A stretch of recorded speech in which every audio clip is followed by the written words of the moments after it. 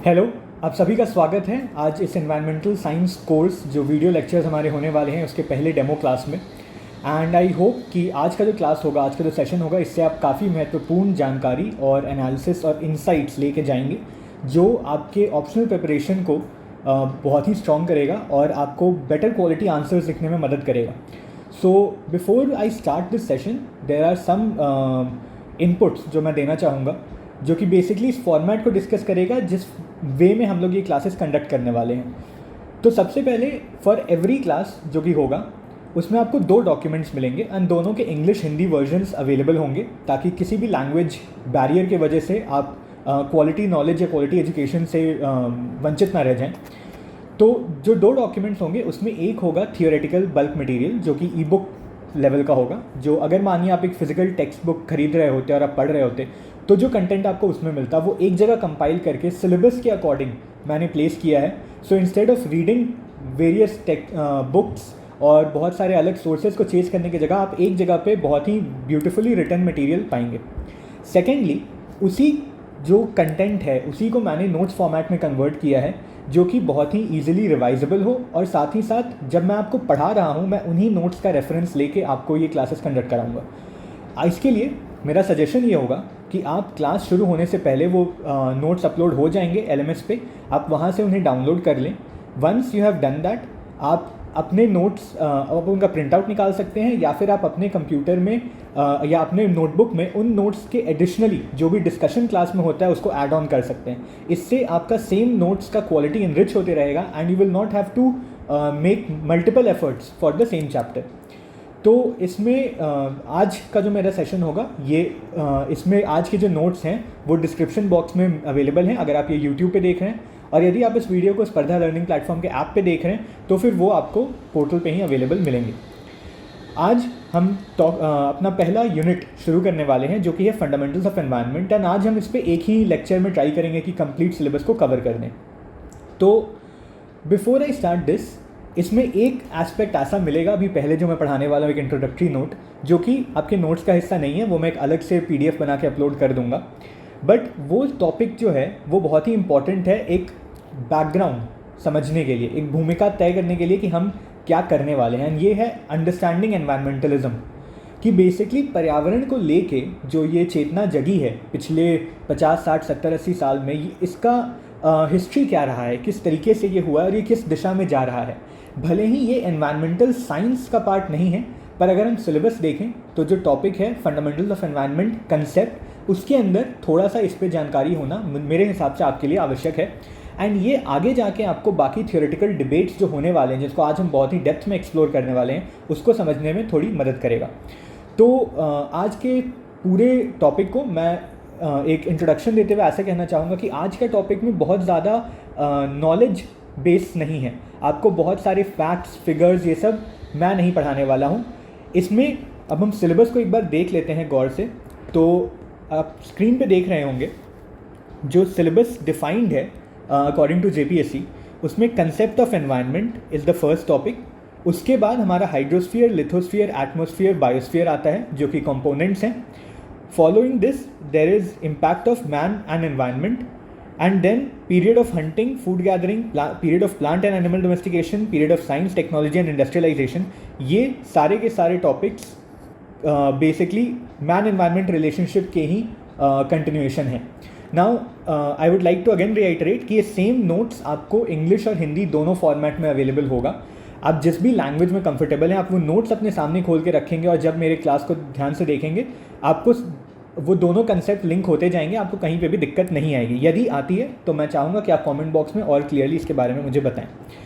तो इसमें जो ये टॉपिक है which is lithosphere, atmosphere, biosphere, ये वाला टॉपिक, ये थोड़ा सा फैक्ट रिच हो सकता है, लेकिन आपको ये ध्यान रखना है कि अब जिस एग्जामिनेशन को आप लिखने जा रहे हैं प्रीलिम्स नहीं है, ये मेंस है। मेंस में more than facts, after facts what is required is analysis. आपको एनालिसिस, उस चीज़ के बारे में समझना, सोचना, ये आना चाहिए। तो इस टॉपिक पे भले ही मैंने आपको सारे रेलेवेंट कंटेंट प्रोवाइड कर दिए हैं, इस क्लास में मैं इन टॉपिक्स पे बहुत ज़्यादा डेप्थ में नहीं जाऊंगा, मैं केवल एनालिसिस एस्पेक्ट तक ही रुक जाऊंगा, हाइड्रोस्फीयर, लिथोस्फीयर, एटमॉस्फेयर, बायोस्फीयर के लिए।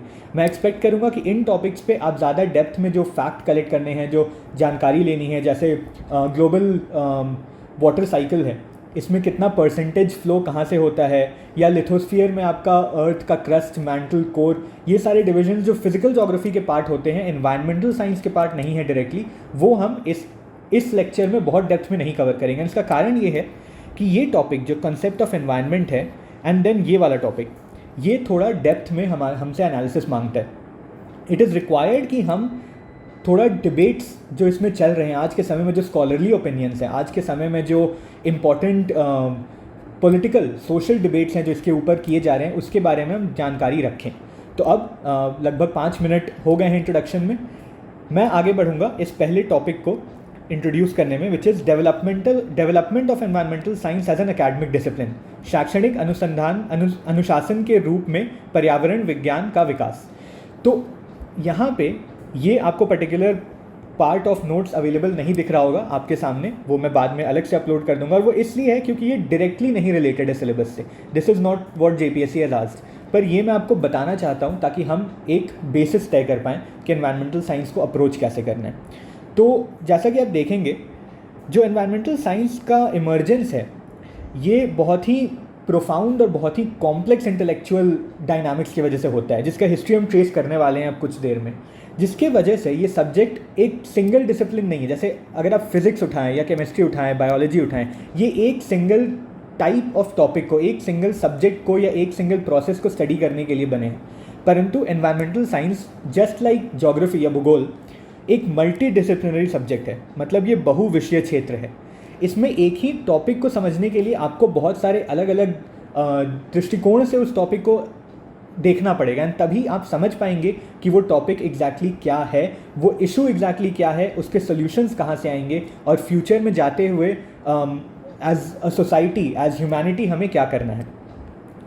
तो as an independent discipline environmental science बहुत ही देर से डेवलप करता है।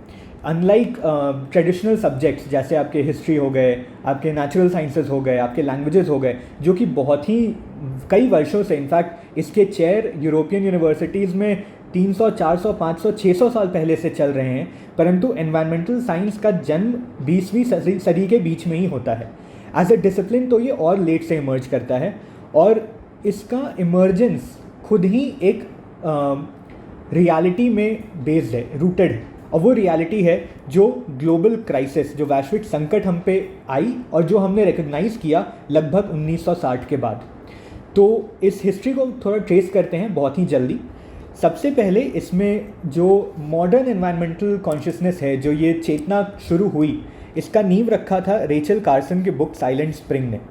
ये बुक सबसे महत्वपूर्ण किताब मानी जाती है, जिसके बाद एनवायरमेंटल साइंस को या एनवायरमेंटल कंजर्वेशन, प्रिजर्वेशन को मान्यता मिलने लगी, और इस पर पब्लिक में, सोसाइटी में डिबेट शुरू हुआ। तो इसमें रेचल कार्सन बेसिकली अपनी किताब में डीडीटी जैसे पेस्टिसाइड्स को लेके बात करती हैं, और किस तरीके से वो बायोलॉजिकल प्रोसेसेस जो चल रहे हैं और जो जैविक प्रक्रियाएं हैं उस पर किस तरीके से वो इम्पैक्ट क्रिएट कर रही हैं, इसको लेके बात करती हैं। एंड इसके बेसिस पे एक बहुत ही इंपॉर्टेंट चीज़ होता है, जो है formation of environmental protection agency in USA, और ये ऑर्गेनाइजेशन इज़ द ब्लूप्रिंट जिसके बेसिस पे बाकी कंट्रीज़ फ्यूचर में जाते हुए अपना एनवायरमेंटल पॉलिसी, अपना एनवायरमेंटल गवर्नेंस सेट करते हैं। मूविंग फॉरवर्ड, इसी के बाद 1972 में, लगभग एक दशक बाद, क्लब ऑफ रोम, एक group of scientists, group of intellectuals, group of academicians साथ में आते हैं, and they publish a report known as limits to growth.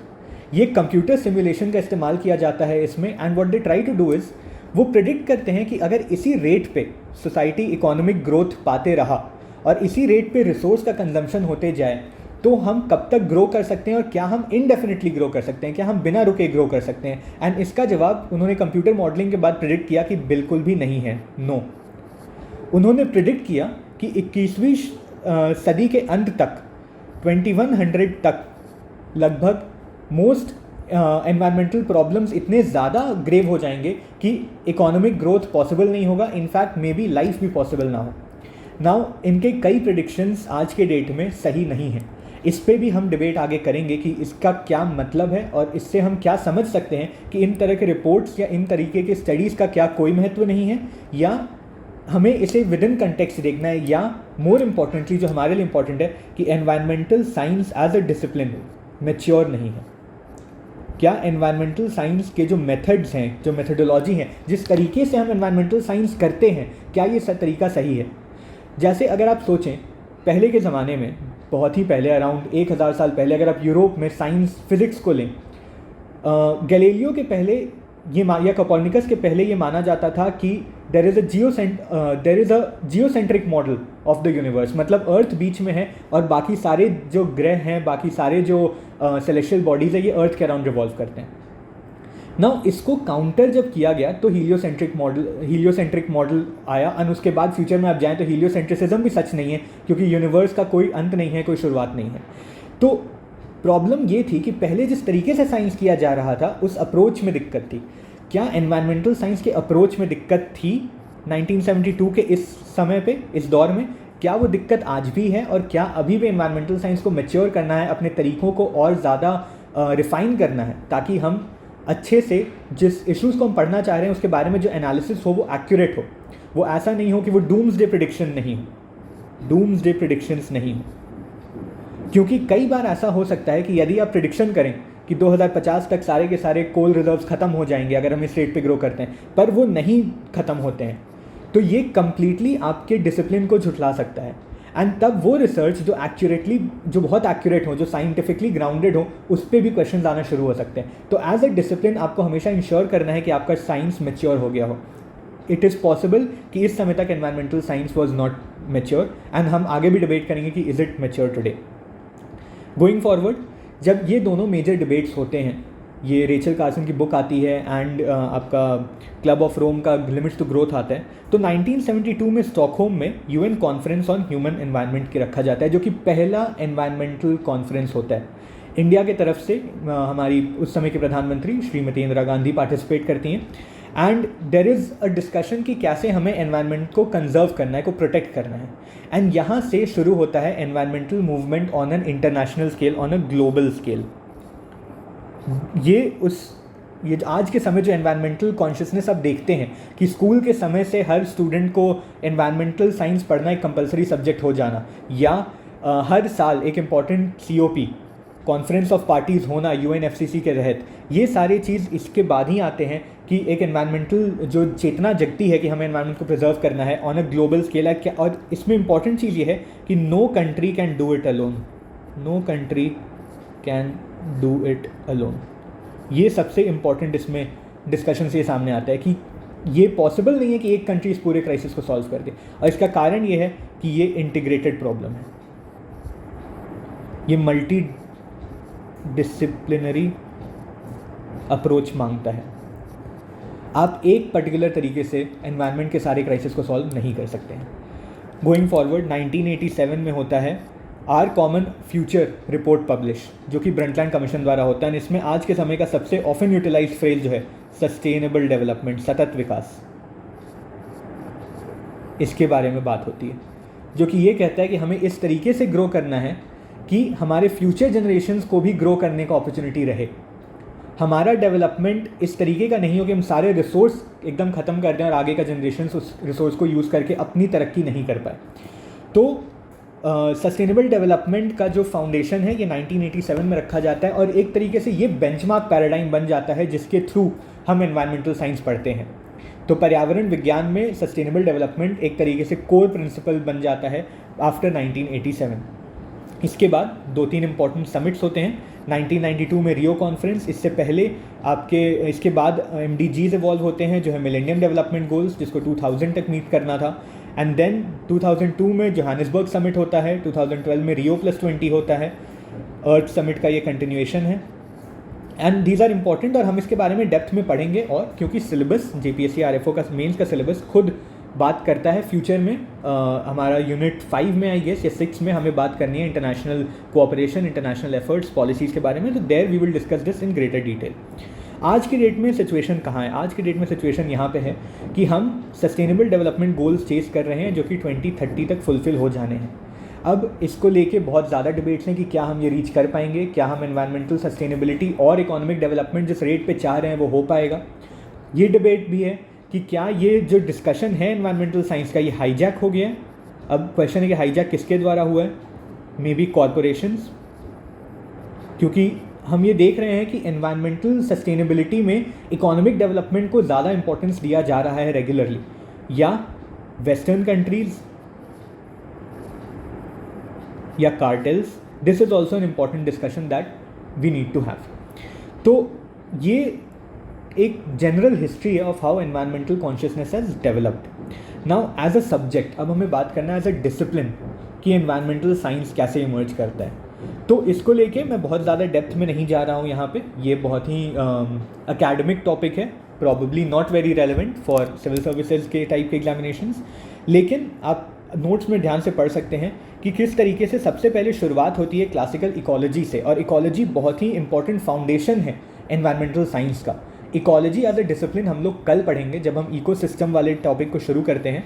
इससे पहले हमें इकोलॉजी समझना बहुत इंपॉर्टेंट है, क्योंकि इकोसिस्टम का कंसेप्ट इकोलॉजी के कंसेप्ट से ही आता है। तो ये क्लासिकल इकोलॉजी का फेज़ था सबसे पहले, जिसमें बेसिकली बात होती है कैसे बायोटिक एबायोटिक कंपोनेंट्स जो हैं, जैविक और एजैविक जो कंपोनेंट्स है, ये कैसे एक दूसरे के साथ इंटरेक्ट करते हैं और कैसे इंटीग्रेटेड मैनर में रहते हैं, और किस तरीके से इनका स्टेबल रहना ओवरऑल आपके इकोसिस्टम्स को स्टेबल रखता है। इसके बाद इम्पैक्ट ओरिएंटेड फेज़ आता है। इस समय हम ह्यूमन एक्टिविटी को बहुत ज़्यादा इंपॉर्टेंस देते हैं। इस फेज़ तक ह्यूमन एक्टिविटी के बारे में उतनी बात नहीं होती है, दिस इज़ टिल 1960s। इसके बाद से ह्यूमन एक्टिविटीज़ का इंपॉर्टेंस हम देखने लगते हैं इवन इन आर स्टडीज़, कि क्या ह्यूमंस इतना बड़ा इम्पैक्ट क्रिएट कर रहे हैं कि ग्लोबल स्केल पे प्रॉब्लम्स आ रहे हैं, या हमारे एक्शंस उतने बड़े नहीं हैं। There is a homeostasis mechanism. Homeostasis का अर्थ है एक ऐसा मैकेनिज्म जो कोई चेंज को काउंटर करे। तो अगर ह्यूमन एक्शन की वजह से गर्मी बढ़ रही है, तो क्या नेचर, क्या पर्यावरण खुद कुछ ऐसा सिस्टम रखा है जिसके वजह से वो गर्मी कम हो और ठंड बढ़े। तो इस काउंटर बैलेंसिंग को होम्योस्टेसिस बोलते हैं, एंड इस चीज़ को लेकर डिस्कशन शुरू होता है after the impact oriented phase. Then in today's time हम लोग हमारा न्यू इकोलॉजी का डिबेट है, जिसमें कि फीडबैक मैकेनिज्म्स, जो कि होम्योस्टेसिस के कंसेप्ट को ही आगे लेके जाता है कि क्या ये एग्जिस्ट करते हैं, नहीं करते हैं, किस तरीके से करते हैं। अलग अलग बायोलॉजिकल प्रोसेसेस, अलग अलग एनवायरमेंटल प्रोसेसेस में अलग अलग तरीके से काम करते हैं, इसको लेके बात की जाती है। यहाँ पे नए नए कंसेप्ट्स आते हैं, जैसे क्लाइमेट टिपिंग पॉइंट। अब ये बहुत इंपॉर्टेंट कीवर्ड है, आप इसको मार्क भी कर सकते हैं, ये आपके नोट्स में आपके आंसर्स को एनरिच करेगा। क्लाइमेट टिपिंग पॉइंट्स वैसे पॉइंट्स हैं जिनके बाद अगर हम और प्रॉब्लम क्रिएट करते हैं, अगर हम उस समय तक नहीं रोक लेते हैं अपने एक्टिविटीज़ को या अपने एक्टिविटीज़ के इम्पैक्ट को, तो वहाँ से वापस आना इम्पॉसिबल है। वहाँ से वापस खुद को लेके आना to a state of normal, समानता की स्थिति में वापस आना इम्पॉसिबल है। इसका सबसे इम्पॉर्टेंट एग्जाम्पल जो आप सभी जानते होंगे is the 1.5 degree C pact या 2 डिग्री सी क्लाइमेट, जो पेरिस क्लाइमेट डील का सबसे इम्पॉर्टेंट पिलर है वो है। अकॉर्डिंग टू IPCC रिपोर्ट्स, अगर हमारा टेम्परेचर प्री इंडस्ट्रियल टाइम के कंपैरिजन में 2 डिग्री सेल्सियस पार कर जाता है तो वो एक क्लाइमेट टिपिंग पॉइंट है। क्लाइमेट टिपिंग पॉइंट मतलब इस पॉइंट के बाद जो उसकी वजह से रेपरकशंस होने वाले हैं, जिस तरीके के आपकी आपदाएं आएंगी, जिस तरीके के चेंजेस आएंगे आपके लार्जर ग्लोबल मैकेनिज्म्स में, वो इतना डीप होगा कि वहाँ से वापस आना संभव नहीं रहेगा। So this is another very important understanding. उसके बाद ये एक और एक डिबेट का पर्सपेक्टिव आता है, which is environmental justice and anthropological perspective.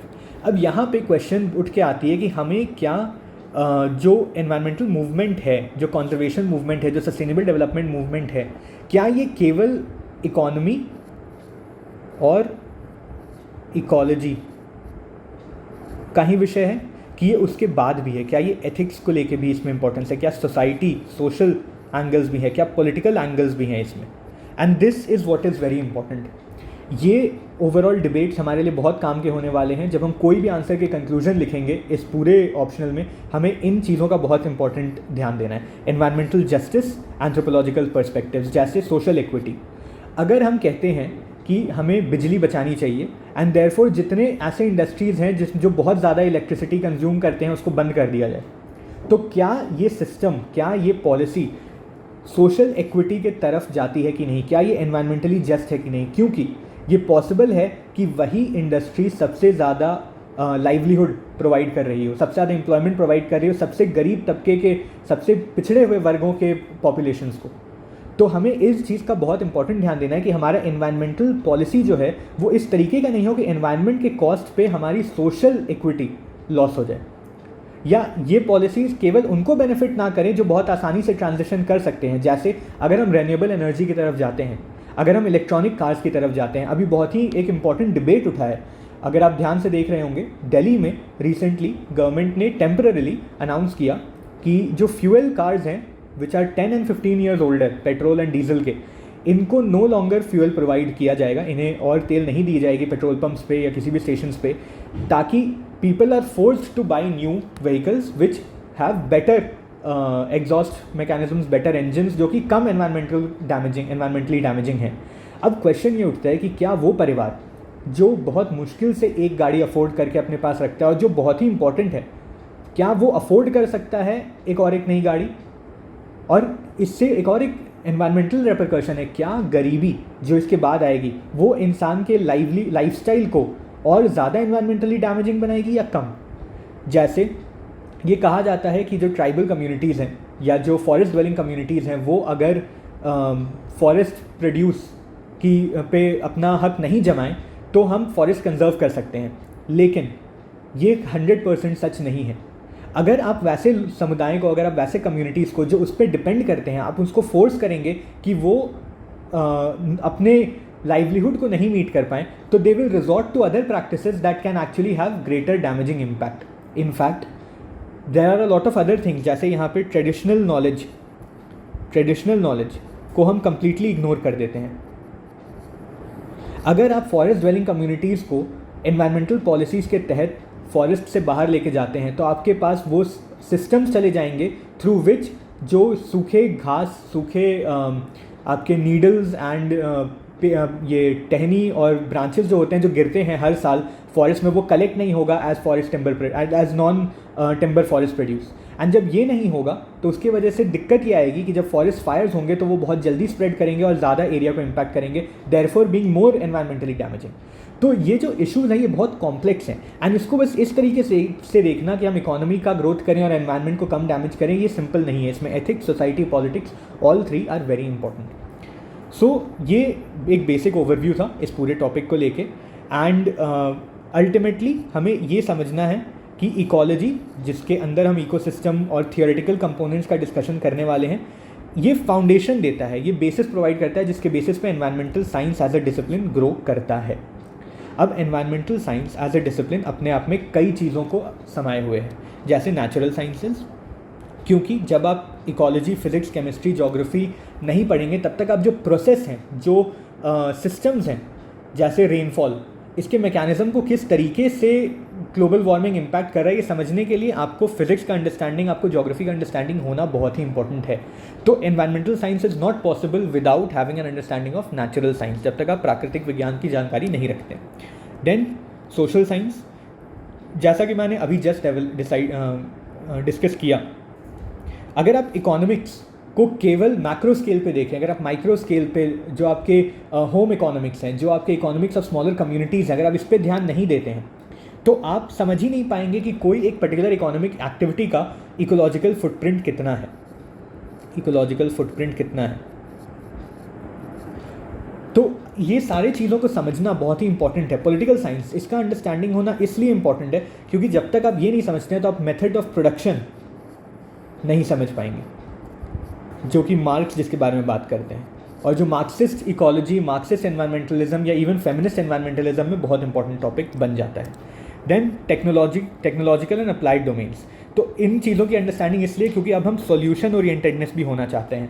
हम चाहते हैं कि हमारे जो एनवायरमेंटल साइंस से जो आउटपुट निकले वो सॉल्यूशंस प्रोवाइड करें आज के प्रॉब्लम्स को, एंड इन प्रॉब्लम्स का सॉल्यूशन तभी आएगा जब हम टेक्नोलॉजिकली स्ट्रांग होंगे, जब हम एनवायरमेंटल इंजीनियरिंग समझ पाएंगे कि किस तरीके से हम सिस्टम्स को जो होम्योस्टेसिस से हट चुके हैं या जो क्लाइमेट टिपिंग पॉइंट्स के नज़दीक चले गए हैं जो सिस्टम्स, उसको किस तरीके से हम टेक्नोलॉजिकल इंटरवेंशन के थ्रू वापस लाएं। जिसका बहुत ही कॉमन उदाहरण एक दिया जाता है कि अगर हम एरोजोल को पंप कर दें एयर में, अगर हम एरोजोल का एक क्लाउड लेयर बना दें अर्थ के अराउंड, तो may be it will reduce जो सन से रेडिएशन आता है जिसके वजह से गर्मी और ऊर्जा आती है वो कम हो जाएगी. सो इट इज़ पॉसिबल कि we can use technology to counter the effects of climate change, to counter the effects of environmental damage. उसके अलावा एनवायरमेंटल इम्पैक्ट असेसमेंट, इसको किस तरीके से साइंटिफिकली करना चाहिए, किस तरीके से स्टैटिस्टिक्स का यूज़ करना चाहिए, हिस्टोरिकल रिकॉर्ड मेंटेन करने चाहिए, ताकि आप अच्छे तरीके से EIA कर पाएँ. देयरफॉर आपका डिसीजन मेकिंग कि कोई प्रोजेक्ट अंडरटेक होना चाहिए कि नहीं, ये एक्यूरेट हो, ये भी बहुत ही आवश्यक है. GIS मैप करने के लिए, अंडरग्राउंड सिस्टम समझने के लिए, आपका लार्जर इंटीग्रेटेड प्रोसेसेस समझने के लिए बहुत ही इंपॉर्टेंट टूल हो गया है. एथिकल एंड लीगल एस्पेक्ट, जब आप कोई भी एनवायरमेंटल पॉलिसी बनाते हैं या आप कोई भी डिसीजन लेते हैं एनवायरनमेंट की तरफ कुछ करने का, it will be with in a legal and an ethical framework. अगर आप आज के डेट में विदाउट एनी कंसल्टेशन जाके स्टबल बर्निंग बैन कर दें completely in the fields of Haryana and Punjab, क्योंकि आपको लगता है कि वो पर्यावरण को बहुत डैमेज प्रोवाइड कर रहा है, जो कि वो कर रहा है, क्या वो एथिकली करेक्ट है उस फार्मर के लिए जिसने अपनी पूरी की पूरी सेविंग्स हर सीज़न के क्रॉप आउटपुट पे लगाई हुई है? क्या ये लीगल है?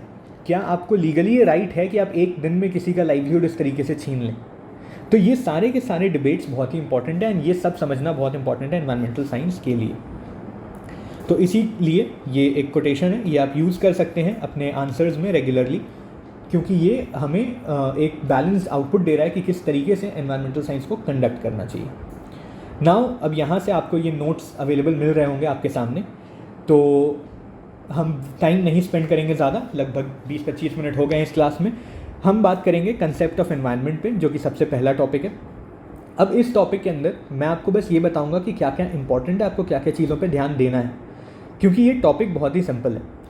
इसमें सबसे पहले आपको एनवायरनमेंट का कंसेप्ट क्या है, तो किस किस चीज़ को हम, जब हम एनवायरनमेंट कहते हैं तो हम क्या कहना चाह रहे हैं, ये हमें समझना बहुत ज़रूरी है. तो इसके लिए डेफिनेशंस आर वेरी इंपॉर्टेंट.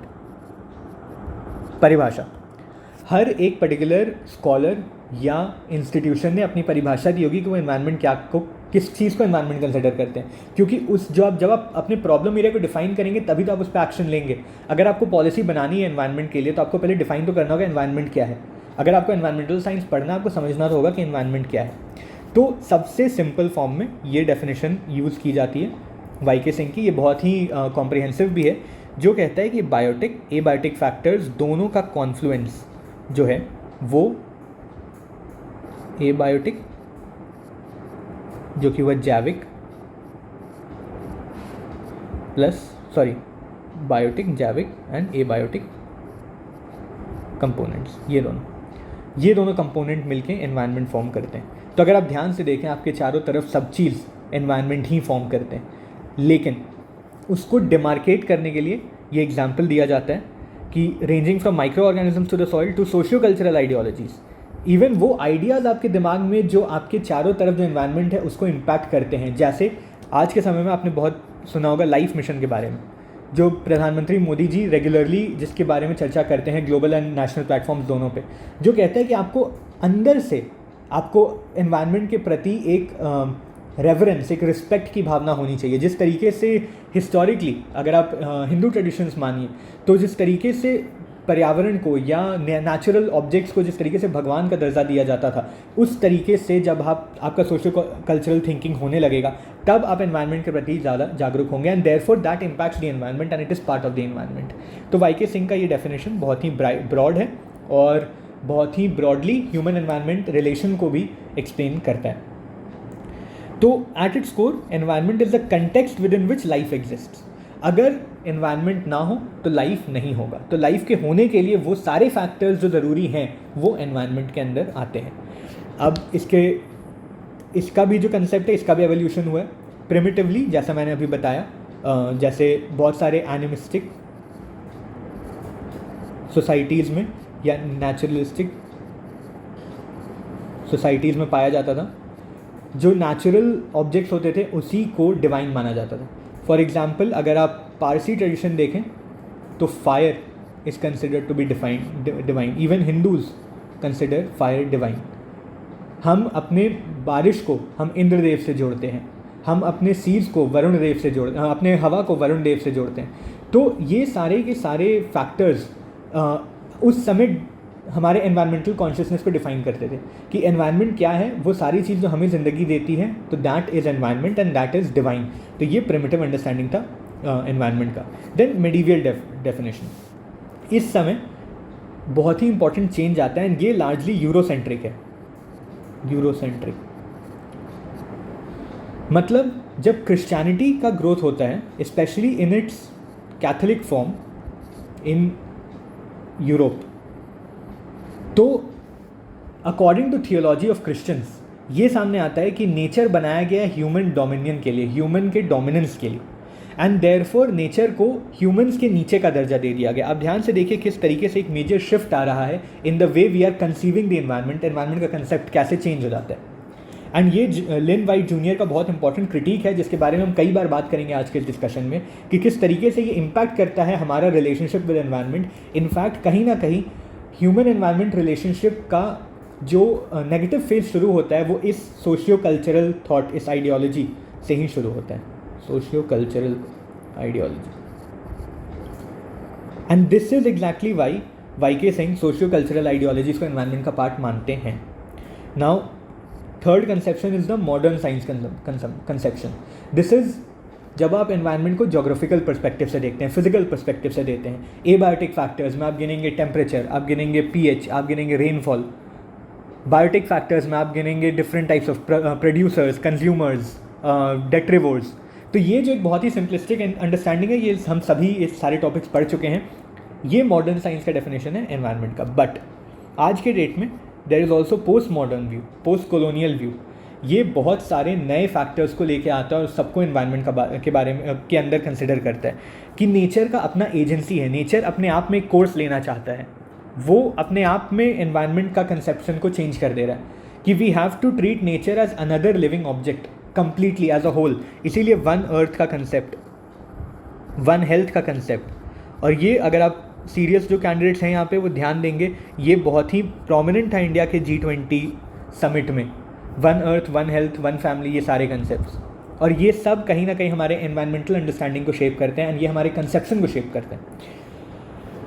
तो ये जो अंडरस्टैंडिंग है ये बेसिकली हमें वापस ले जाता है कुछ हद तक इस आइडियोलॉजी के टूवर्ड्स, उसके पॉजिटिव आइडियोलॉजी के towards through emphasis on indigenous knowledge, जो ट्रेडिशनल नॉलेज है, जो नॉलेज हमारे फोरफादर्स के पास थी, जो वो जिस तरीके से इंटरेक्ट करते थे एनवायरनमेंट के साथ, उस तरीके से हमें कंसीव करना चाहिए एनवायरनमेंट को, वो पोस्ट मॉडर्न या पोस्ट कॉलोनियल व्यू कहता है। वो रिजेक्ट करता है कि ये सिंपलिस्टिक अंडरस्टैंडिंग जो मेडिवल थियोलॉजी और मॉडर्न साइंस की थी, इससे हमें आगे बढ़ना होगा।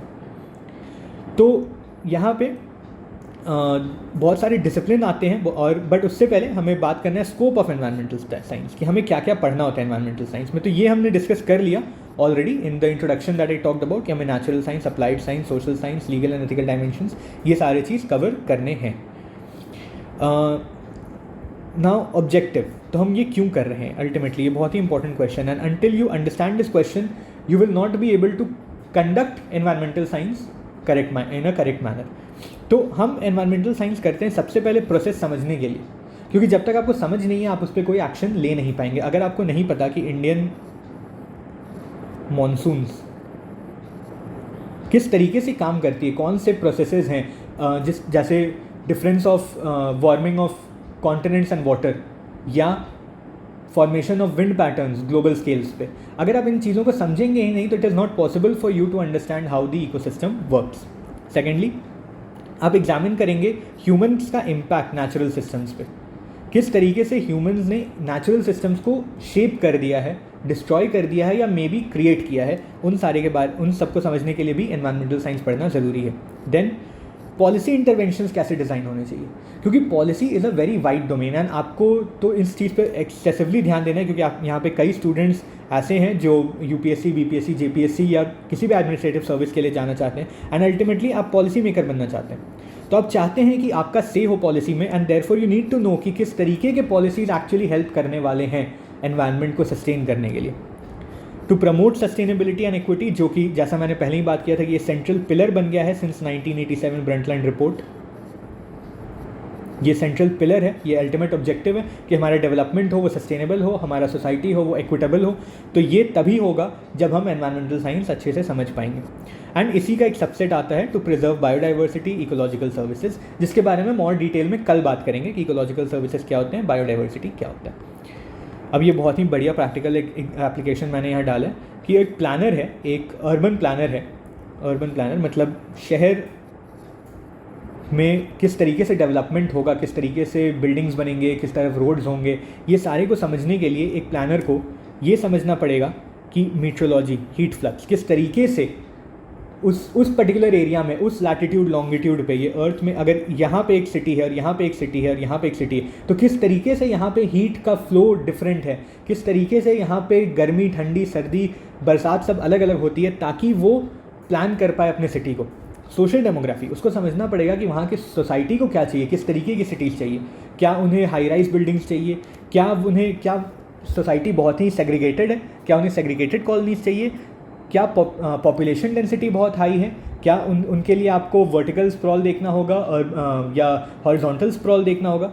एंड देन इंजीनियरिंग कि किस तरीके से जो यहाँ से एक्सटर्नैलिटीज़, जो यहाँ से नेगेटिव इन्फ्लुएंसेस बनने वाले हैं, एक्सटर्नैलिटीज़ जो क्रिएट होंगे, जैसे अगर बहुत हाई पॉपुलेशन एक सिटी में रहती है तो जो व्हीकुलर एमिशंस होंगे ये कैसे काउंटर हों, या अगर बहुत छोटी पॉपुलेशन रहती है लेकिन बहुत ही टेक्नोलॉजिकली एडवांस पॉपुलेशन है तो इलेक्ट्रिसिटी कंजम्पशन बहुत हाई हो सकता है, वैसे जगह का आपका रिसोर्स कंजम्पशन बहुत हाई हो सकता है, तो किस तरीके से आप वेस्ट प्रोडक्शन रिड्यूस करेंगे वहाँ पे। इन चीज़ों के लिए आपको इंजीनियरिंग या टेक्नोलॉजिकल सोल्यूशंस भी जानना होगा। देयरफॉर बहुत ही इंपॉर्टेंट है एनवायरमेंटल साइंस को as a multidisciplinary manner पढ़ना।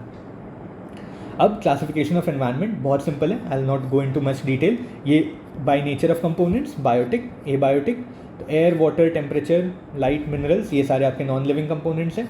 एंड देन बायोटिक आपके living components, plants, animal, microorganisms. इसमें भी हम जनरली वो क्लासिफिकेशन करते हैं amongst producers and then consumers. Producers में भी हम करते हैं autotrophs, chemotrophs and phototrophs. And then consumers में there are primary, secondary, tertiary, and then we also have detritivores. तो ये बहुत ही सिंपल क्लासिफिकेशन है, ये हम सब जानते हैं, इस पर बहुत ज़्यादा time mains point of view से हमें स्पेंड नहीं करना है।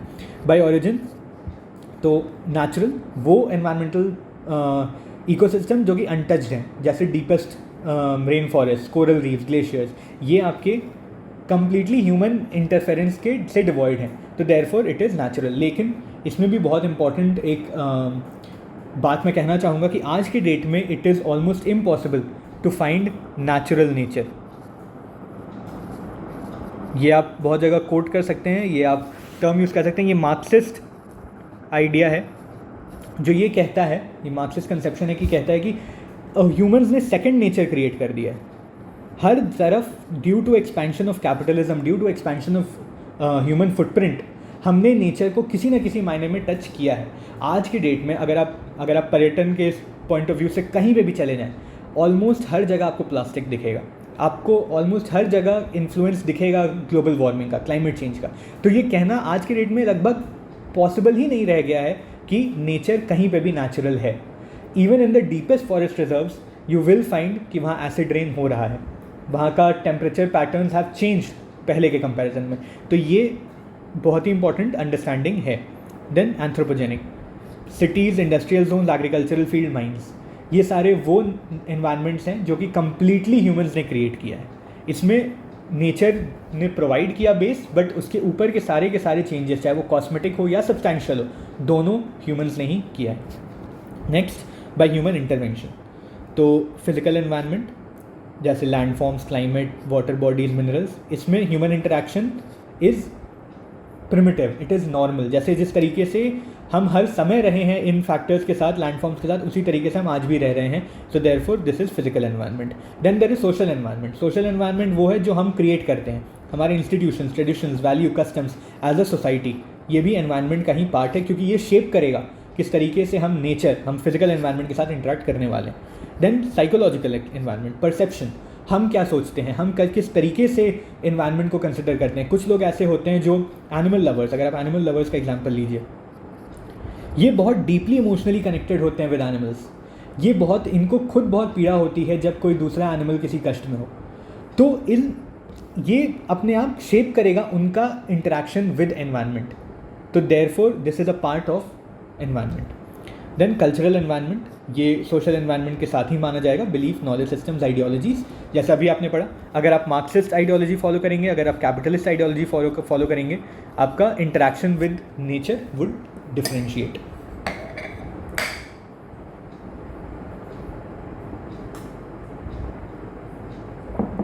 Next, by scale, we can also classified by scale. So micro environment, जैसे काऊ डंग का अपना एक इकोसिस्टम होता है। इसके ऊपर अलग अलग तरीके के माइक्रो ऑर्गेनिजम्स पाए जाएंगे, इसके ऊपर अलग अलग तरीके के फ्लाइज पाए जाएंगे। तो ये एक माइक्रो एनवायरनमेंट हो गया। Then there is meso environment, जो कि मिड लेवल एनवायरनमेंट है, जैसे आपका agricultural field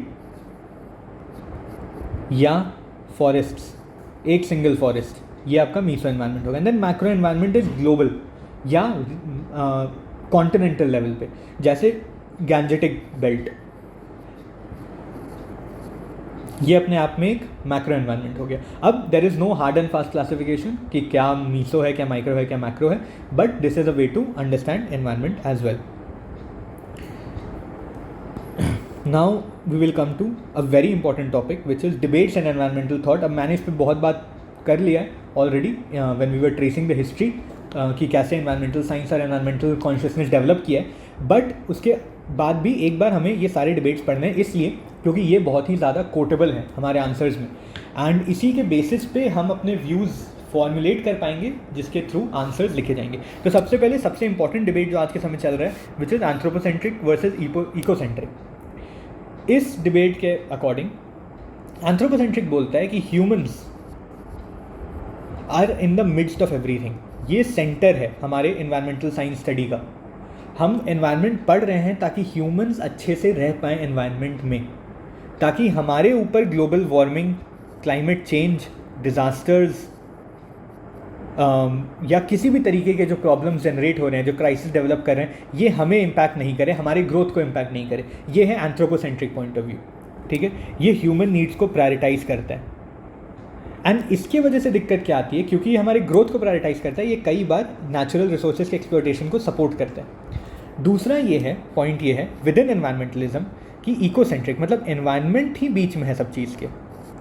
human activity should not be seen as the end of environment. Environment के थ्रू आप ह्यूमंस का ग्रोथ नहीं देखना चाहते, आप एनवायरनमेंट को जो वो है उस इंट्रिंसिकली आप उसको बचाना चाहते हैं, क्योंकि उसका अपने में वैल्यू है, एंड दैट इज़ इकोसेंट्रिसिज्म। भले ही वो ह्यूमंस को कुछ नहीं प्रोवाइड कर रहा हो, उसके थ्रू आपका कोई इकोनॉमिक गेन नहीं होने वाला हो, कोई एस्थेटिक गेन नहीं हो, कोई कल्चरल गेन नहीं हो, लेकिन just because it is part of environment, it is our duty, ये हमारा कर्तव्य है कि हम उसे प्रोटेक्ट करें। तो ये आपका इकोसेंट्रिक पॉइंट ऑफ व्यू आता है, एंड ये दोनों डिबेट्स बहुत ही इंपॉर्टेंट डिबेट्स हैं आज के डेट में, एंड बहुत हद तक हम एंथ्रोपोसेंट्रिक डिबेट को इम्पॉर्टेंस देते हैं, कोई ज़्यादा वैल्यू करते हैं, जो कि विजिबल है। अगर कोई बता पाए कौन से कंसेप्ट के थ्रू, इसके बारे में हमने बात भी की है। The concept is sustainable development only. अब आप ध्यान से देखिए, सस्टेनेबल डेवलपमेंट क्या कहता है कि एनवायरनमेंट को इस तरीके से यूज़ करना है कि हमारा ग्रोथ फ्यूचर के ग्रोथ को इम्पैक्ट नहीं करे। मतलब अल्टीमेट पर्पस ग्रोथ है। अगर ग्रोथ इम्पैक्ट नहीं हो रहा होता हमारे एक्टिविटीज़ से, अगर एनवायरनमेंट के डैमेज होने से हमारे ग्रोथ को कोई इम्पैक्ट नहीं हो रहा होता, तो प्रॉबेबली हम इस तरफ ध्यान भी नहीं देते। तो ये क्या करता है, ये ह्यूमंस को सेंटर में रख रहा है अपने कंसेप्शन के। तो ये बहुत मेजर डिबेट समझना होगा हमें, एंड इसीलिए हमारा जो कंजर्वेशन पॉलिसीज़ हैं ये इससे शेप होंगे। जैसे अगर आप एक फॉरेस्ट को प्रिजर्व कर रहे हैं, आप उसको क्यों कर रहे हैं? टूरिज़्म डेवलप करने के लिए या उसका इकोसिस्टम वैल्यू प्रिजर्व करने के लिए? जो टूरिज़्म डेवलप करने के लिए चाह रहे हैं ये एंथ्रोपोसेंट्रिक है, और जो ये चाह रहे हैं वो इकोसेंट्रिक। अब क्वेश्चन ये उठता है कि क्या anthropocentric people are wrong and ecocentric people are correct, या वाइस वर्सा? ये सेटल्ड मैटर नहीं है, क्योंकि अगर आप ध्यान से देखिए, जिस रेट पे ह्यूमंस का ग्रोथ हो चुका है, जिस रेट पे हम लोग का कैपेबिलिटी बन गया है कि हम अर्थ के सिस्टम्स को कम्प्लीटली चेंज करें, ये पॉसिबल नहीं है कि हमारे एक्टिविटीज़ का बेनिफिट हमें नहीं मिलेगा। अगर हम फॉरेस्ट प्रिजर्व करते हैं बहुत हाई क्वालिटी पे एंड उसके बेसिस पे आप टूरिज़्म प्रमोट करते हैं, वहाँ के लोकल कम्युनिटीज़ का ग्रोथ होता है, इट इज़ पॉसिबल कि उनके भी एनवायरमेंटल प्रैक्टिसेस और इम्प्रूव हों, वो और ज़्यादा सस्टेनेबल मैनर में और ज़्यादा सस्टेन करने का कोशिश करें उसी फॉरेस्ट पैच को। मे बी ह्यूमन इंटरवेंशन की वजह से कोई नेचुरल इकोसिस्टम और ज़्यादा प्रोटेक्ट हो दैन वो अदरवाइज होता। जैसे अगर आपने पढ़ा होगा जो मेडिटेरेनियन रीजन्स होते हैं जहाँ पे श्रब्स, कोराल्स ये सब होते हैं, जैसे मोस्ट प्रोमिनेंट इसमें आपका मेडिटेरेनियन बेल्ट है, बट साथ ही साथ कैलिफोर्निया है यूएसए में, या कुछ एरियाज ऑफ ऑस्ट्रेलिया है, यहाँ पे forest fire is very common. ये आग हर वर्ष लगते ही लगते हैं, चाहे ह्यूमंस का इंटरवेंशन हो या नहीं हो। पर बहुत सारे एरियाज़ पे ह्यूमन इंटरवेंशन उन आग को प्रिवेंट करता है। अब ये अपने आप में डिबेट है कि क्या हमें ऐसा करना चाहिए, क्या हमें ऐसा नहीं करना चाहिए, परंतु अ लॉट ऑफ टाइम्स इकोसिस्टम का प्रोटेक्शन बेटर हो सकता है with not by removing humans from the equation but by putting humans in the equation. तो ये चीज़ भी बहुत इंपॉर्टेंट एक अंडरस्टैंडिंग है जिसको हर आदमी को खुद से एवेल्युएट करना है, and depending on the context of the question asked हमें उस पर्टिकुलर पॉइंट ऑफ व्यू को सपोर्ट करना पड़ सकता है।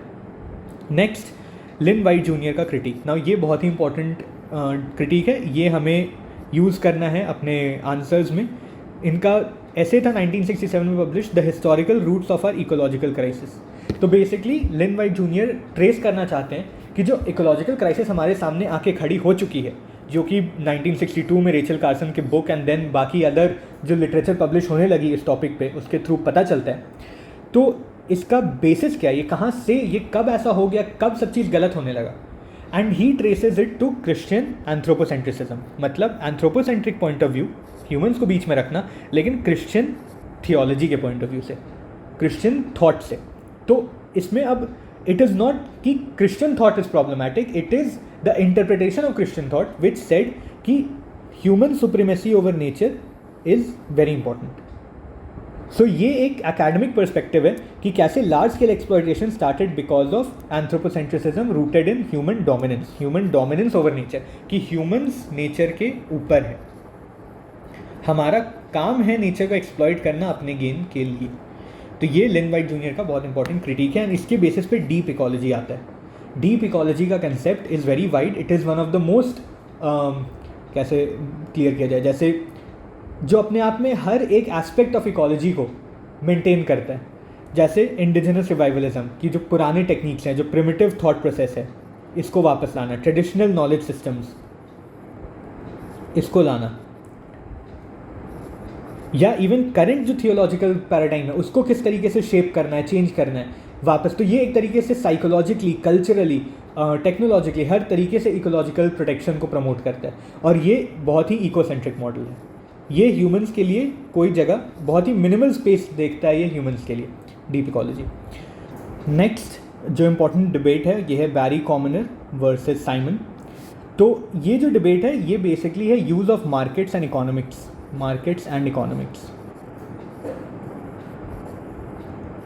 इन एनवायरमेंटल कॉन्जर्वेशन, कि क्या मार्केट का कोई रोल है, क्या ह्यूमंस एक्चुअली कोई भी तरीके के इकोलॉजिकल क्राइसिस को क्रॉस करके जीना कंटिन्यू कर सकते हैं। ये बहुत इंपॉर्टेंट डिबेट था। तो बैरी कॉमनर का पॉइंट ऑफ व्यू ये है कि एनवायरनमेंट का इकोलॉजिकल लिमिट है, देर आर लिमिट्स, उसके बियॉन्ड आप नहीं एक्सप्लॉइट कर सकते एनवायरनमेंट को, एंड इसीलिए आपको डिग्रेडेशन प्रिवेंट करना है, आपको इंश्योर करना है कि कोई भी रिसोर्स इस तरीके से नहीं यूज़ हो जाए कि उसके बाद उसको यूज़ करना या उससे बेनिफिट लेना पॉसिबल नहीं है, इनफैक्ट वो ह्यूमंस के लिए हानिकारक हो। जूलियन साइमन ये इकोनॉमिस्ट हैं, ये ऑपोजिट बोलते हैं, ये कहते हैं कि ह्यूमन इंजेन्यूटी जो है, जो ह्यूमंस की क्षमता है नए सॉल्यूशंस को लाने की, नए आइडियाज़ को लाने की, ये रिसोर्स स्कार्सिटी को अपने आप ओवरकम कर देगी। कभी भी रिसोर्स इतना स्कार्स नहीं होगा कि वो इकोलॉजिकली डैमेजिंग हो जाए। इसका एग्जांपल ये है कि जैसे ground water in Punjab is over use, ये हम सभी को पता है, वहाँ पे बहुत ही जल्दी, बहुत ही फास्ट रेट पे वाटर टेबल नीचे जा रहा है। अगर बैरी कॉमनर का व्यू आप एक्सेप्ट करते हैं, वो कहेंगे कि पानी बहुत जल्दी ख़त्म होने वाला है, आपको कंजम्पशन लिमिट करना है, आपको इंश्योर करना है कि आप ज़्यादा पानी नहीं यूटिलाइज़ करें। लेकिन साइमन कहेंगे कि क्योंकि अब पानी कम हो गया है, अब कॉरपोरेशंस के पास, कंपनीज़ के पास, फार्मर्स के पास ये इंसेंटिव है कि वो उसी खेत को और ज़्यादा एफिशिएंटली इरिगेट करें, वो और ज़्यादा कम से कम पानी में और ज़्यादा से ज़्यादा उपज करने की कोशिश करें। तो ये नए इरिगेशन प्रैक्टिसेस को जन्म देगा, ये नए टेक्नोलॉजी को जन्म देगा, जो कि इस क्राइसिस को, ये क्राइसिस ऑफ ग्राउंड वाटर जो है पंजाब में, इसको ओवरकम कर देगा। तो this is a very important debate as to how resource कैसे एलोकेट करना है एनवायरमेंटल प्रोटेक्शन के लिए। तो अकॉर्डिंग टू जूलियन साइमन आपको कुछ करने की आवश्यकता नहीं है, मार्केट्स अपने आप हैंडल कर लेंगे हर सिचुएशन को। जब कोई चीज़ स्कार्स होगा उसका प्राइस अपने आप बढ़ेगा, उस प्राइस के बढ़ने की वजह से लोग उसको काउंटर करने के लिए नए आइडियाज़ को लेके आएंगे and therefore environment will always remain preserved. ये डेवलपमेंट वर्सेस डीप इकोलॉजी, ये डिबेट हमने ऑलरेडी यहाँ पे डिस्कस कर लिया है कि किस तरीके से डीप इकोलॉजी ह्यूमन सेंट्रिसिज्म को कम्प्लीटली रिजेक्ट करता है और मांगता है कि radical human withdrawal from nature, मतलब एकदम रैडिकल स्तर पे ह्यूमंस को नेचर के साथ इंटरफेरेंस बंद कर देना चाहिए। जबकि sustainable development is a middle path, ये कहता है कि हमें डेवलपमेंट करना है पर एनवायरनमेंट को इस तरीके से डैमेज नहीं करना है कि फ्यूचर में डेवलपमेंट ना हो पाए। इंडिजिनस एंड फेमिनिस्ट एनवायरमेंटलिज्म, ये अपने आप में डिबेट नहीं है, ये अलग अलग स्टैंड्स हैं डिबेट्स के। तो इंडिजिनस जो थॉट्स हैं ये कहते हैं कि जो एनवायरनमेंट है ये सेक्रेड है, जैसे आपने पढ़ा होगा अपने प्रिपरेशन में सेक्रेड ग्रोव्स का कंसेप्ट है, या even in tribal communities in Jharkhand, even in Meghalaya there are concept कि कुछ वन के क्षेत्रों को बहुत ही पावन माना जाता है। एंड ये थॉट प्रोसेस इंडिजिनस एनवायरमेंटलिज्म है जो कहता है कि नेचर इज़ डिवाइन और उसमें इंटरफेरेंस नहीं होना चाहिए। Eco feminism is another stand, ये कहता है कि जो एक्सप्लॉयटेशन हो रहा है नेचर का ये इसलिए है क्योंकि हमारा माइंडसेट ही पेट्रियार्कल है। Patriarchy leads to oppression and that is also visible in environment. जिस तरीके से humans within human society men have had a tendency to exploit females, उसी तरीके से ह्यूमैनिटी, क्योंकि वो it is led by men, it has historically been led by men, therefore according to ecofeminism unfortunately that tendency कि कोई भी चीज़ है उसको completely exploit कर दो अपने गेम के लिए, ये वहाँ पे मिरर होता है। so this is another point of view in environmentalism। अब इस पूरे पॉइंट, ये पूरे टॉपिक का इंपॉर्टेंस क्या है? इस पूरे टॉपिक का इंपॉर्टेंस ये है कि ये सारे डिबेट्स का आप यूटिलाइज करेंगे अपने आंसर्स लिखने में। जब भी आप कोई पर्टिकुलर एनवायरमेंटल इशू देख रहे हैं, जब आप उसका सोल्यूशन लिखते हैं, आप ये हमेशा लिख सकते हैं कि according to Julian Simon this can be done, according to Barry Commoner there are limits to ecological growth, according to the limits to growth theory by Club of Romes we cannot grow beyond a particular point. इन सारे concept को लिख के, इन सारी चीज़ों को coat करके जब हम अपना आंसर लिखते हैं, सेम कंटेंट बट उसका क्वालिटी एनरिच हो जाता है, क्योंकि अब आपके पास एक एकेडमिक बैकिंग है, अब आपके पास एक थियोरेटिकल बैकिंग है उसी पर्टिकुलर टॉपिक को एक्सप्लेन करने के लिए। नेक्स्ट, ये मैंने हर टॉपिक में प्रोवाइड किया है, these are real world reflections and Indian context within this topic. तो आप इसको अपने से पढ़ सकते हैं कि एग्जाम्पल्स है, ये आपके लिए एनरिचमेंट मटेरियल का काम करेगा। देन आंसर राइटिंग फ्रेमवर्क एक है, इसके बारे में ये बेसिकली जो अभी तक हमने पढ़ा है उसका भी और कंसाइज फ्रेमवर्क है, इसको आप कलेक्ट करके रखिए कहीं पे। जब भी आप आंसर लिखते हैं इस पर्टिकुलर टॉपिक से रिलेटेड, आप हमेशा इस पर्टिकुलर फॉर्मेट को फॉलो करें, तो आप देखिएगा कि पॉइंट्स जनरेट करना बहुत ही आसान हो जाएगा। ठीक है, तो ये एक पर्टिकुलर अप्रोच है जो कि मैंने यहाँ पे आपके लिए क्रिएट करके रखी हुई है। एंड ये हर टॉपिक के लिए मैं दूंगा ताकि, और इसके बारे में मैं और डीपली एक्सप्लेन करूँगा whenever we are doing answer writing. जब आंसर राइटिंग की क्लासेस शुरू होंगे कल से जैसे, तो मैं हर आंसर के साथ प्रोवाइड करूँगा कि किस तरीके से आप इसी फ्रेमवर्क को यूटिलाइज कर सकते थे, और हम और भी बहुत सारे नए फ्रेमवर्क्स लाएंगे। नेक्स्ट, ये पार्ट 2 ऑफ द टॉपिक जो सिलेबस में दिया हुआ है कि हाइड्रोस्फीयर, लिथोस्फीयर, एटमॉस्फेयर, बायोस्फीयर का हमें डिस्कशन करना है। तो अब इस टॉपिक में मैं बहुत ज़्यादा डेप्थ में नहीं जाने वाला हूँ with in this lecture. Simple कारण ये है कि ये बहुत ही फैक्ट रिच है। जैसे जब हम एटमॉस्फेयर पढ़ते हैं तो कितना गैसेस किस मात्रा में पाए जाते हैं, ये सब आपने ऑलरेडी पढ़ लिया होगा, वो सारे डिटेल्स मैंने प्रोवाइड किए हैं इन नोट्स में, तो आप उसको definitely you will go through it, you will revise that, but that is not something जो मेंस के पॉइंट ऑफ व्यू से बहुत इंपॉर्टेंट है। वो आप मे बी कहीं इंट्रोडक्शन में लिख सकते हैं, मे बी कहीं के लिए वो कोई स्टैटिस्टिक बन सकता है, बट ओवरऑल उसका उस तरीके से इंपॉर्टेंस नहीं है। तो हम बेसिकली इसमें केवल इश्यूज़ में जाएंगे, थोड़ा एनालिसिस करेंगे और देखेंगे किस तरीके से ये जो कंपोनेंट्स हैं एनवायरनमेंट के, ये हमारे एनवायरनमेंट और ह्यूमंस को सस्टेन करते हैं। Going forward, hydrosphere. तो हाइड्रोस्फीयर ये रेफ़र करता है अर्थ के सारे वाटर सिस्टम्स को, totality of earth water systems, very simple to understand.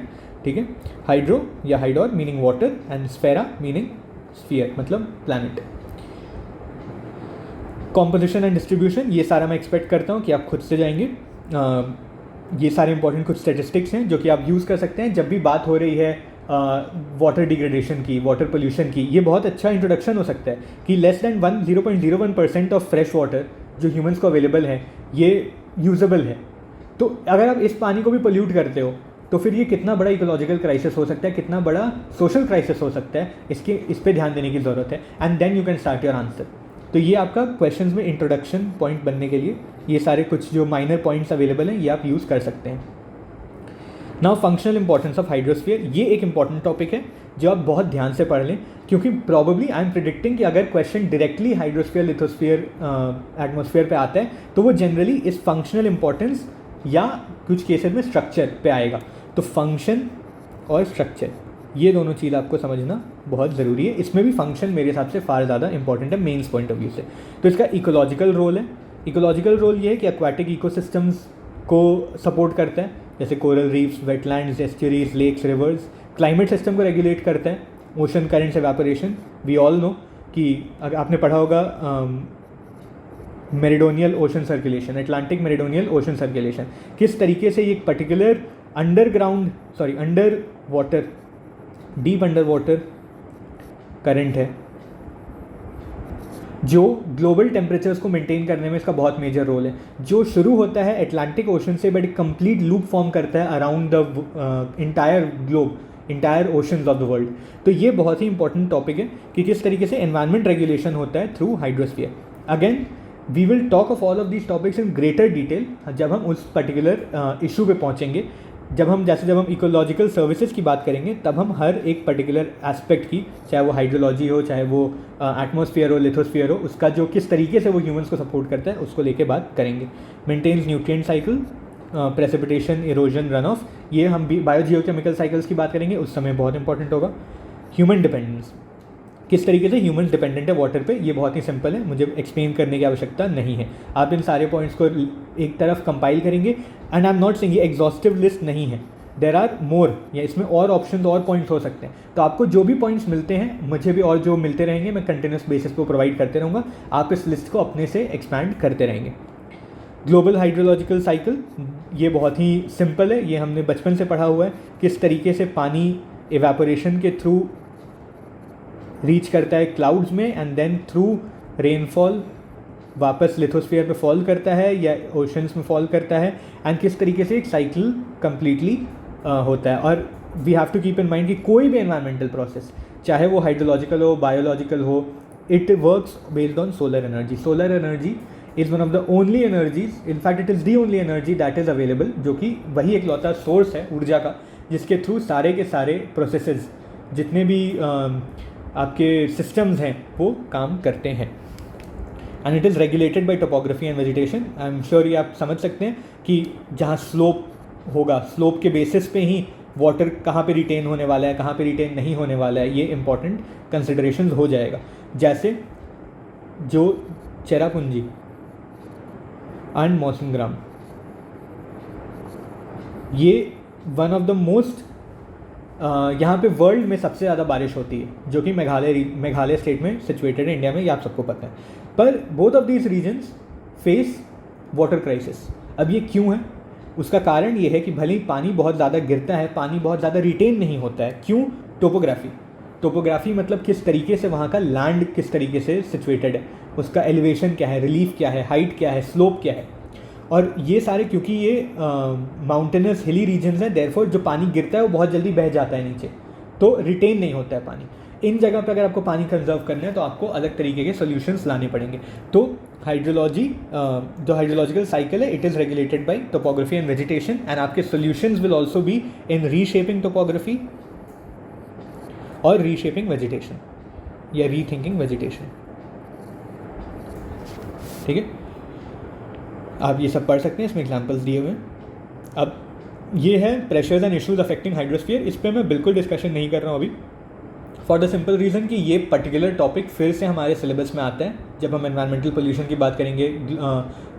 Various problems, जो ग्लोबल एनवायरमेंटल प्रॉब्लम्स वाला चैप्टर है, जब हम वहाँ आते हैं तो इससे हमें बहुत डेप्थ में डिस्कस करना है। पर आपके पॉइंट ऑफ व्यू से बहुत ज़रूरी है कि आप एक जगह पे कंपाइल्ड मैनर में सब नोट्स को पाएँ, तो मैंने ये सारे नोट्स को यहाँ पे भी प्रोवाइड कर दिया है। तो ये सारे मेजर इश्यूज़ हैं। इसके अलावा अगर कोई इश्यूज़ आपको और मिलते हैं, जैसे ओशन से related, apart from acidification there is also deoxygenation. Deoxygenation मतलब ऑक्सीजन का कमी होना। तो ये सारे पॉइंट्स भी आपको, ओशन वार्मिंग ये भी इंपॉर्टेंट प्रॉब्लम है। और ये तीनों इश्यूज रिलेटेड हैं कि किस तरीके से जब ओशन का तापमान बढ़ता है तो वहाँ पे उसका ऑक्सीजन रखने का कैपेसिटी कम हो जाता है, डीऑक्सीजनेशन होता है, एंड क्योंकि कार्बन डाइऑक्साइड मिक्सिंग इंक्रीज हो जाता है, एसिडिफिकेशन होता है, किस तरीके से इसकी वजह से जो कैल्केरियस बॉडीज़ होते हैं, जो आपके कैल्शियम रिच डिपॉजिट्स होते हैं, ये किस तरीके से इरोड होते हैं, किस तरीके से कोरल रीफ्स का डाउनफॉल होता है उसके वजह से, and therefore it leads to further deoxygenation, further warming. तो ये एक बहुत ही कॉम्प्लेक्स प्रोसेस है जो एक दूसरे से जुड़ा हुआ है। ये सारे चीज़ के बारे में हम और डिटेल में फर्दर डिस्कस करने वाले हैं, पर ये इन पॉइंट्स को आप यहाँ पे भी पढ़ के रखेंगे। Conservation and sustainable use, again इसमें बहुत सारे अच्छे केस स्टडीज़ मैंने डाले हैं, बहुत सारे अच्छे एग्जाम्पल्स डाले हैं, एंड ये डायरेक्ट यूटिलाइज हो जाएगा आपके एग्जाम्पल्स और आंसर राइटिंग में। Next we will come to lithosphere. Policy वाला पार्ट भी दिया हुआ है, but this is again just for compilation.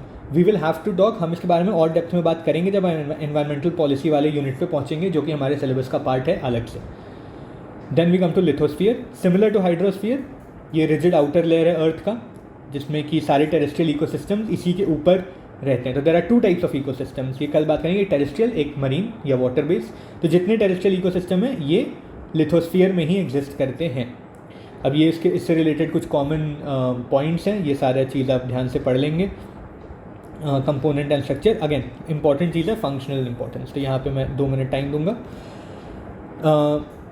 इसमें भी मुझे एक्सप्लेन करना है बेसिकली ये कीस्टोन कंपोनेंट, की सॉइल ऐसे कीस्टोन कंपोनेंट। जब हम लिथोस्फीयर का बात करते हैं, इसमें ये बहुत चीज़ को प्रोवाइड करता है, जैसे कंस्ट्रक्शन इंडस्ट्री। अगर आप इकोलॉजिकल सर्विसेज देखें, कंस्ट्रक्शन इंडस्ट्री के लिए जो मटेरियल है, लाइमस्टोन जिससे आपका सीमेंट फॉर्म होगा, या ग्रेनाइट जिससे आपका स्टोन बेस्ड कोई भी अगर आर्किटेक्चर है वो फॉर्म होगा। देन एनर्जी, लिथोस्फीयर के अंडर ही आपको कोल, ऑयल, यूरेनियम, ये सारे जो एनर्जी डिपॉजिट्स हैं ये आपको वहीं पे मिलेंगे through mining. Then it is host landscapes and habitats, obviously हम सब लिथोस्फीयर पे ही एग्जिस्ट करते हैं। And then foundation of agriculture, ये बहुत इंपॉर्टेंट है बिकॉज यहाँ हमें बात करनी है सॉइल के बारे में। तो सॉइल इज़ अ की स्टोन कंपोनेंट। अब की स्टोन का क्या मतलब होता है? की स्टोन है एक ऐसा कंपोनेंट कोई भी सिस्टम का, एक ऐसा पार्ट, एक ऐसा अंग जो नहीं हो तो बाकी पूरा सिस्टम फॉल कर जाए। इसके बारे में अगर आपने प्रीलिम्स के समय पढ़ा होगा, एक तरह के स्पीशीज़ को भी हम लोग कीस्टोन स्पीशीज़ कहते हैं। वो स्पीशीज़ जिसके बेसिस पे एक पूरा इकोसिस्टम एग्जिस्ट करता है। अगर वो स्पीशीज़ ना हो तो वहाँ का पूरा इकोसिस्टम ही गिर जाए, वो आपके कीस्टोन स्पीशीज़ हैं। जैसे कोरल रीफ्स में आपके जो ज़ूज़ैंथिल एल्गे होते हैं ये, या कोरल पॉलिप्स जो एनिमल्स हैं ये कीस्टोन स्पीशीज़ हुए। विदाउट देम वो पूरा इकोसिस्टम ही एग्जिस्ट करना बंद कर जाएगा, and therefore they are very important. तो उसी तरीके से जब आप कंपोनेंट्स ऑफ एनवायरनमेंट में जाएंगे तो soil is a keystone component in lithosphere, क्योंकि यही है जो सपोर्ट करता है वेजिटेशन को, यही है जो इरोजन का रेट डिटर्मिन करता है, और यही है जो हाइड्रोलॉजिकल फ्लो डिटर्मिन करता है, जिसके बारे में हमने जस्ट पढ़ा था। इसके अंदर ही माइक्रोब्स हैं जो न्यूट्रिएंट साइक्लिंग करते हैं एंड कार्बन सेक्वेस्ट्रेशन करते हैं। तो कहीं ना कहीं एटमॉस्फेरिक रेगुलेशन में भी इंपॉर्टेंट रोल प्ले करता है। तो यहाँ पे आप देखेंगे ये बायोस्फीयर, हाइड्रोस्फीयर एंड एटमॉस्फेयर, तीनों को किस तरीके से इंपॉर्टेंट रोल तीनों में प्ले करता है। तो soil is a very important component, and soils को लेके I will definitely have a specific question जब हम टेस्ट सीरीज़ करेंगे। Soil erosion, soil related problems, desertification, ये सारे जब हम ग्लोबल इशूज़ डिस्कस करेंगे तब भी आएंगे, बट उसको लेके डेफिनेटली आप वेल प्रिपेयर्ड रहेंगे। It is a very expected question in any examination. Again वो सारे टॉपिक्स मैंने यहाँ पे डिस्कस किए हैं एक बार, आप इन सबको ध्यान से पढ़ेंगे। Conservation and regulation, all the programmes जो कि अवेलेबल हैं, जो कि इंपॉर्टेंट है, वो मैंने यहाँ पे मेंशन कर दिया है। Now we'll come to atmosphere. Again ये थोड़ा ज़्यादा फैक्ट रिच है, इसमें भी आप मोस्टली नोट्स के थ्रू पढ़ लेंगे एंड मैक्सिमम चीज़ आपके कवर हो जाएंगे। आप ध्यान देंगे कि और एक सेट ऑफ नोट्स आपको अवेलेबल है जिसका प्रॉपर बुक फॉर्मेट है, उसमें और डिटेल में कुछ नॉलेज है, आप उसको भी ध्यान से देख सकते हैं। बट इसमें हम इंपॉर्टेंट क्वेश्चन एक बनता है वर्टिकल स्ट्रक्चर और लेयरिंग।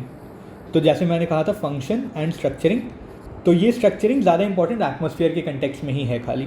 तो ये जो आपका एटमॉस्फेयर है, जो वायुमंडल है, ये अलग अलग लेयर्स में स्ट्रैटिफाई हो गया है। इसके पीछे बहुत सारे फिजिकल कारण हैं, बहुत सारे नेचुरल कारण हैं, जो कि टेम्परेचर और केमिकल कॉम्पोजिशन के बेसिस पे, मिक्सचर पे वो particular type of structure form हुआ है। तो उसके बारे में ये बहुत ही स्कूल लेवल इन्फॉर्मेशन है, बट बहुत ही जल्दी, बहुत ही सिंपल में। सबसे नीचे यू हैव गॉट ट्रोपोस्फियर, जो कि 12 किलोमीटर से 17 किलोमीटर के बीच में रेंज करता है, डिपेंडिंग ऑन आप पोल्स पे हैं या इक्वेटर पे हैं। इससे रिलेटेड फैक्ट्स ये हैं, सारे वेदर फिनोमिना, जितने वेदर फिनोमिना हो, साइक्लोन्स, रेन, स्टॉर्म्स, क्लाउड्स, ये सब इसी के अंदर होते हैं। यहाँ पे सबसे ज़्यादा डेंसिटी है ऑलमोस्ट सारे गैसेस का। तो this would be the lowermost, इसी के अंदर हमारा रहना पॉसिबल है। It is within this layer that we have got 21% oxygen, 70% nitrogen and other gases components. Then stratosphere. Stratosphere exist करता है लगभग 50 किलोमीटर तक, और यहाँ पे सबसे इंपॉर्टेंट हमारे लिए कुछ है, तो वो है ओजोन। जो लेयर हमें यूवी रेडिएशन, जो हार्मफुल यूवी रेडिएशन है उससे प्रोटेक्ट करता है, वो लेयर स्ट्रैटोस्फियर में एग्जिस्ट करता है, जो कि 12 से 50 किलोमीटर के बीच में रहता है। और हमारे जितने एयरक्राफ्ट्स हैं, जो बड़े एयरक्राफ्ट्स हैं, जो बहुत हाई ऑल्टीट्यूड्स पे फ्लाई करते हैं, जैसे कॉनकॉर्ड, ये इसी एरिया में होते हैं। तो इसका इन्वायरमेंटल इंपॉर्टेंस के साथ साथ इकोनॉमिक इंपॉर्टेंस भी है, क्योंकि ये बहुत लेस रेजिस्टेंस प्रोवाइड करेगा एंड देयरफॉर बहुत heavy very heavy planes can fly through it with lower fuel costs. Mesosphere, ये एक टेम्परेरी ट्रांजिशन लेयर है, जो कि जिसमें कि लोएस्ट टेम्परेचर होता है विच इज़ -90 डिग्री, और यहीं पे मैक्सिमम मीटियोर्स इस समय आते आते due to friction they start to burn. Thermosphere, यहाँ पे टेम्परेचर शार्पली बढ़ के 2000 डिग्री तक चले जाते हैं। अब ये टेम्परेचर एक्चुअली हीट नहीं है, ऐसा नहीं कि आप वहाँ जाएंगे तो आपको 2000 डिग्रीज फील होगा, बट जो वहाँ पे पार्टिकल्स हैं, जो चार्ज्ड पार्टिकल्स हैं उस हाइट पे, उस ऑल्टीट्यूड पे, वो इतने एक्साइटेड स्टेट में है कि अगर वो उनका particular temperature is very high, it is as high as 2000 degree Celsius. And this is where जहाँ पे बहुत सारे सैटेलाइट्स और स्पेस शटल्स होते हैं। जैसे हमारा जो इंटरनेशनल स्पेस स्टेशन है, ये अराउंड 85 to 100 किलोमीटर के रेंज में जनरली रहता है। Exosphere, this is the outer space. यहाँ पे आपका extremely thin gases, mainly hydrogen and helium, and there is no proper end कि कहाँ पे एटमॉस्फेयर खत्म होता है और स्पेस शुरू होता है। तो ये आपके किसी भी ज्योग्राफी नोट्स में आपको मिल जाएंगे and you will study it properly. अब फंक्शनल रोल, तो इसमें भी फंक्शनल रोल एटमॉस्फेयर में you have to be very clear about it. Regulation, आप ध्यान दे रहे होंगे हर एक पर्टिकुलर कंपोनेंट में regulation is a very important role. तो ये आप फ्रेमवर्क का पार्ट बना सकते हैं कि जब भी इससे रिलेटेड क्वेश्चन आता है आप रेगुलेशन का बात करेंगे ही करेंगे। Then cycles, this is biogeochemical cycles. इसके बारे में स्पेसिफिकली अगेन सिलेबस में ये है, तो हम इस पर डिस्कस करेंगे कल परसों। यूवी शील्डिंग, जैसा हमने डिस्कस किया अभी ओजोन लेयर की वजह से। प्रेसिपिटेशन, जैसा हमने डिस्कस किया ट्रोपोस्फियर में। तो अब एक फ्रेमवर्क, जैसे मैं अभी बैठे बैठे मेरे दिमाग में आ रहा है कि एक फ्रेमवर्क हमारा ये हो सकता है कि हम हर पर्टिकुलर स्ट्रक्चरल पार्ट का ही सारा फंक्शंस पहले से डिटर्मिन कर लें। तो इंस्टेड ऑफ हैविंग 2 नोट्स, एक फंक्शन एक स्ट्रक्चरल, आप एक ही नोट में दोनों बना के रख सकते हैं। आप एक ही जगह डायग्राम बना दीजिए, सारे इंपॉर्टेंट फैक्ट्स लिख दीजिए एंड इसी के बगल में सारे इंपॉर्टेंट फंक्शंस भी नोट डाउन कर लीजिए। तो within one place you will have a very revisable note that you can use exam से जस्ट पहले। प्रेशर ग्रेडियंट्स, तो जहाँ गर्मी ठंडी जब होती है तो उसके बेसिस पे अगर गर्मी है तो एयर विल एक्सपैंड, वो लाइट हो जाएगा, ऊपर जाएगा, उसको फिल करने के लिए किसी और जगह से एयर आएगा and therefore that will lead to formation of wind, हवा वैसे ही चलेगी। तो therefore this is another important role in the atmosphere. Environmental issues affecting atmosphere, again very simple, very direct, but सबसे बृहद भी यहीं पे मिलेगा आपको पॉइंट्स, क्योंकि सबसे ज़्यादा वेल रिसर्च्ड भी यही है। तो आपका एयर पोल्यूशन हो गया, ग्रीन हाउस इफेक्ट हो गया, ग्लोबल वार्मिंग हो गया, all of these things we have to discuss very detailed. But the good thing is यहाँ पे मैंने बहुत सारे एग्जाम्पल्स, केस स्टडीज़ प्रोवाइड कर दिए हैं ताकि आपको ज़्यादा डिफिकल्टी ना हो बाद में सब चीज़ को एक जगह कंपाइल करने में। तो ये कंपाइलेशन आपको एक जगह मिल जाएगा, even though definitely we will study it in more detail later on. India specific challenges, मैंने हर जगह ये भी ट्राई किया प्रोवाइड करने का, जिस जगह नहीं हो मुझे पॉइंट आउट करिएगा, मैं और प्रोवाइड करूँगा। ये सारे एग्जाम्पल्स हैं जो बहुत काम आएंगे मेंस के आंसर्स में। आपको ध्यान रखना है कि ये पूरा का पूरा purpose of this course is to write good answers. तो उसके लिए आपको एनरिचमेंट मटेरियल कलेक्ट करना, उसके लिए आपको अंडरस्टैंडिंग डेवलप करना साथ में करना होगा कंकरेंटली, आप अलग अलग दोनों नहीं कर पाएंगे। लॉज एंड मिटिगेशन मेजर, एक जगह पे नोट्स अवेलेबल हैं, अगेन आप इस सारे को यूज़ कर सकते हैं। तो ये जैसे तीनों का इंटरेक्शन है कि किस तरीके से एटमॉस्फेयर हाइड्रोस्फीयर के साथ है, एटमॉस्फेयर लिथोस्फीयर के साथ है, एटमॉस्फेयर बायोस्फीयर के साथ है। इनफैक्ट आई वुड से कि हर पर्टिकुलर कंपोनेंट का एक दूसरे के साथ इंटरेक्शन को भी माइंड में, भले ही वो अलग नहीं है, वो within their functional importance ही वो मिल जाएगा। आप उसको ध्यान से पढ़ लेंगे, आप समझ लेंगे किस तरीके से अलग अलग कंपोनेंट एक साथ काम कर रहे हैं। वैसे वो सारे इस नोट्स के पार्ट हैं, मैंने डिस्कस भी कर लिया है मोस्टली, जैसे सॉइल को लेकर डिस्कस किया था, बट और डिटेल में आप उसको एक बार probably I ask a question on this, ताकि वो और डिटेल में हम लोग एक जगह कवर कर लें, मे बी उसी के थ्रू ये वाला टॉपिक ईजिली कवर होगा। आंसर राइटिंग स्ट्रैटेजी जैसे मैंने पहले दिया था उस तरीके से यहाँ फिर से है, और आप ज़रूर इसको यूज़ करें। अब ये वाले टॉपिक में मैंने भले इस पर्टिकुलर नोट्स में डायग्राम्स नहीं प्रोवाइड किए हैं, बट डायग्राम्स बहुत ही सिंपल हैं, बहुत ही कॉमन है। यहाँ पे आप ज़रूर डायग्राम्स बनाएंगे हर एक पर्टिकुलर क्वेश्चन में इस पर्टिकुलर डोमेन से, क्योंकि ये बहुत ही फैक्ट रिच है, बहुत ही डायरेक्ट है। Next biosphere. तो बायोस्फीयर इज़ नाउ, ये सबसे इम्पॉर्टेंट है इसलिए क्योंकि हमें आगे जाके बायोडाइवर्सिटी भी पढ़नी है, जो कि बहुत इंपॉर्टेंट टॉपिक है। तो बायोस्फीयर क्या है? वो इंटरफेस जो पहले तीनों मंडलों का, जैसे वायुमंडल हो गया, स्थल मंडल हो गया, आपका जल मंडल हो गया, ये सारे के इंटरफेस पे वो प्लेसेस जहाँ पे लाइफ पॉसिबल है वो बायोस्फीयर है। तो जहाँ पे भी आपका एटमॉस्फेयर लिथोस्फीयर के साथ आ रहा है और हाइड्रोलॉजी या हाइड्रोस्फीयर वहाँ एडिक्वेट कंडीशंस बना रहा है, वहाँ पे लाइफ पॉसिबल है, और इस इंटरफेस पे बायोस्फीयर मिलेगा। So that is what biosphere is, it is the zone of life on earth. ठीक है, इसका कंसेप्ट दिया गया था जियोलॉजिस्ट एडवर्ड सुएस द्वारा 1875 में, पर बाद में इसको पॉपुलराइज किया व्लादिमीर वेर्नाद्स्की ने, जो कि सेल्फ रेगुलेटिंग सिस्टम मानते हैं बायोस्फीयर को, कि biosphere is self regulating. Self regulating से मेरा क्या मतलब है, आपको याद होगा मैंने कुछ देर पहले डेवलप किया था, डिस्कस किया था कंसेप्ट होम्योस्टैसिस का। मतलब एक ऐसा सिस्टम जिसमें आप प्रेशर इंक्रीज़ करो तो कोई और सिस्टम की वजह से प्रेशर कम हो जाता है, हीट डिक्रीज़ करो तो किसी और कारण से हीट इंक्रीज़ कर जाता है। तो बायोस्फीयर को भी वो सेल्फ रेगुलेटिंग मानते हैं, जिसमें होम्योस्टेसिस काम कर रहा है, मतलब जहाँ पे जो खुद को रेगुलेट कर पाए। अब इसी से रिलेटेड एक एडिशनल फन पॉइंट आपको बताता हूँ जो मे बी आपके काम है, जो है गाया हाइपोथेसिस। इसके बारे में आप ज़रूर ध्यान से पढ़ेंगे, जब आप फ्री टाइम हो आप ज़रूर इसको गूगल करिए, विकिपीडिया पे पढ़िए इसको। तो गाया हाइपोथेसिस एक कंसेप्ट है जो कहता है कि जो बायोस्फीयर है वो अपने आप में एक लिविंग क्रीचर है एज अ होल। बहुत ही इंटरेस्टिंग कंसेप्ट है ये, एंड इनफैक्ट अगर आप मूवीज़ के शौकीन और आपने एवाटार मूवी देखी होगी तो उसमें इस कंसेप्ट को बहुत डीपली एक्सप्लोर किया गया कि कैसे वो पूरा का पूरा एक पेड़ और उससे रिलेटेड जितने इकोसिस्टम्स थे, इंक्लूडिंग वहाँ पे रहने वाले लोग, वो सारे एज अ होल एक ऑर्गेनिज्म थे।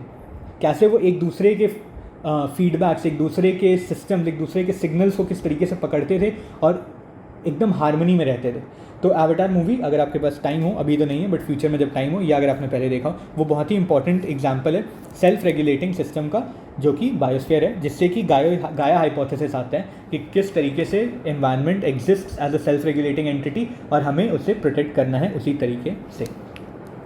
तो टेक्निकली बायोस्फीयर एक्सटेंड्स, मतलब बहुत ही कम ऑक्सीजन, बहुत ही कम वाटर वाले एरियाज़ में भी आपको लाइफ मिलता है। सो दिस ऑल्सो शोज़ कि बायोस्फीयर अपने आप में ऐसा नहीं है कि क्योंकि ये इंटरफेस पे ही मिलेगा इन तीनों के, तो बहुत ही रेस्ट्रिक्टेड है, डिस्पाइट द फैक्ट कि ये इसको होने के लिए तीन बहुत एसेंशियल कंपोनेंट्स होने चाहिए, उसके बावजूद बायोस्फीयर एक्सटेंड्स वेरी वाइडली।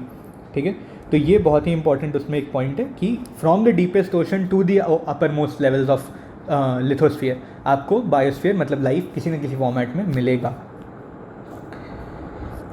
जो कि यहाँ लिखा हुआ है कि, लेकिन ज़्यादातर लाइफ आपको, अगर मैं एक डायग्राम ड्रॉ करूँ तो वो कुछ इस तरीके से होगा।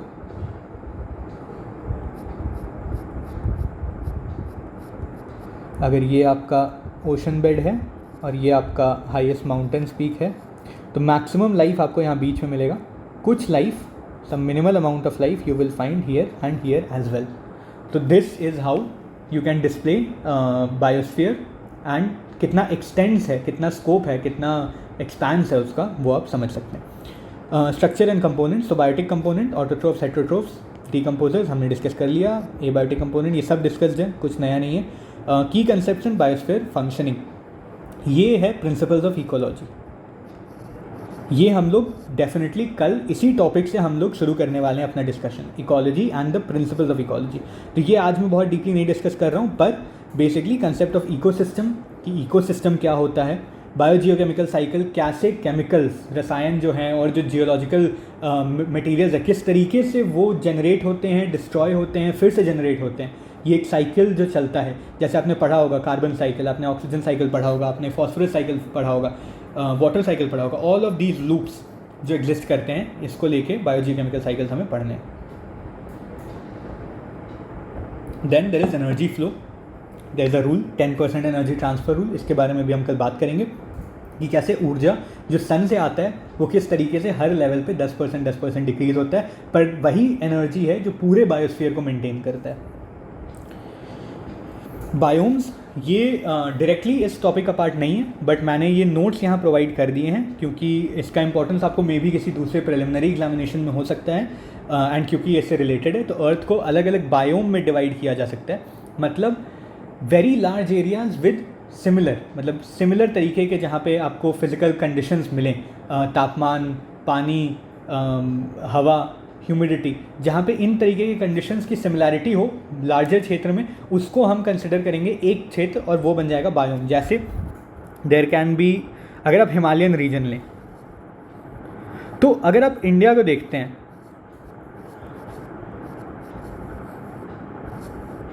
Himalayas extend in this entire area.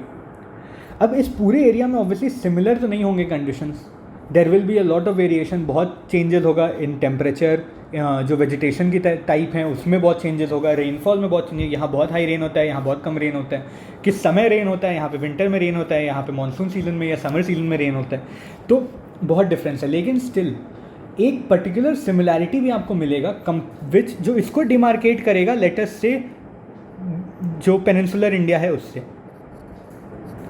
तो इन रीजन्स को हम एक तरीके के पर्टिकुलर टाइप ऑफ बायोम्स में क्लासिफाई करते हैं। जैसे आपने पढ़ा होगा रेन फॉरेस्ट, तो rain forest through out the world एक तरीके के बायोम हो गए।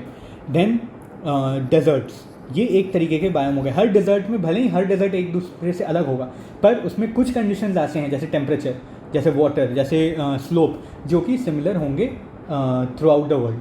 तो ये हुए बायोम्स।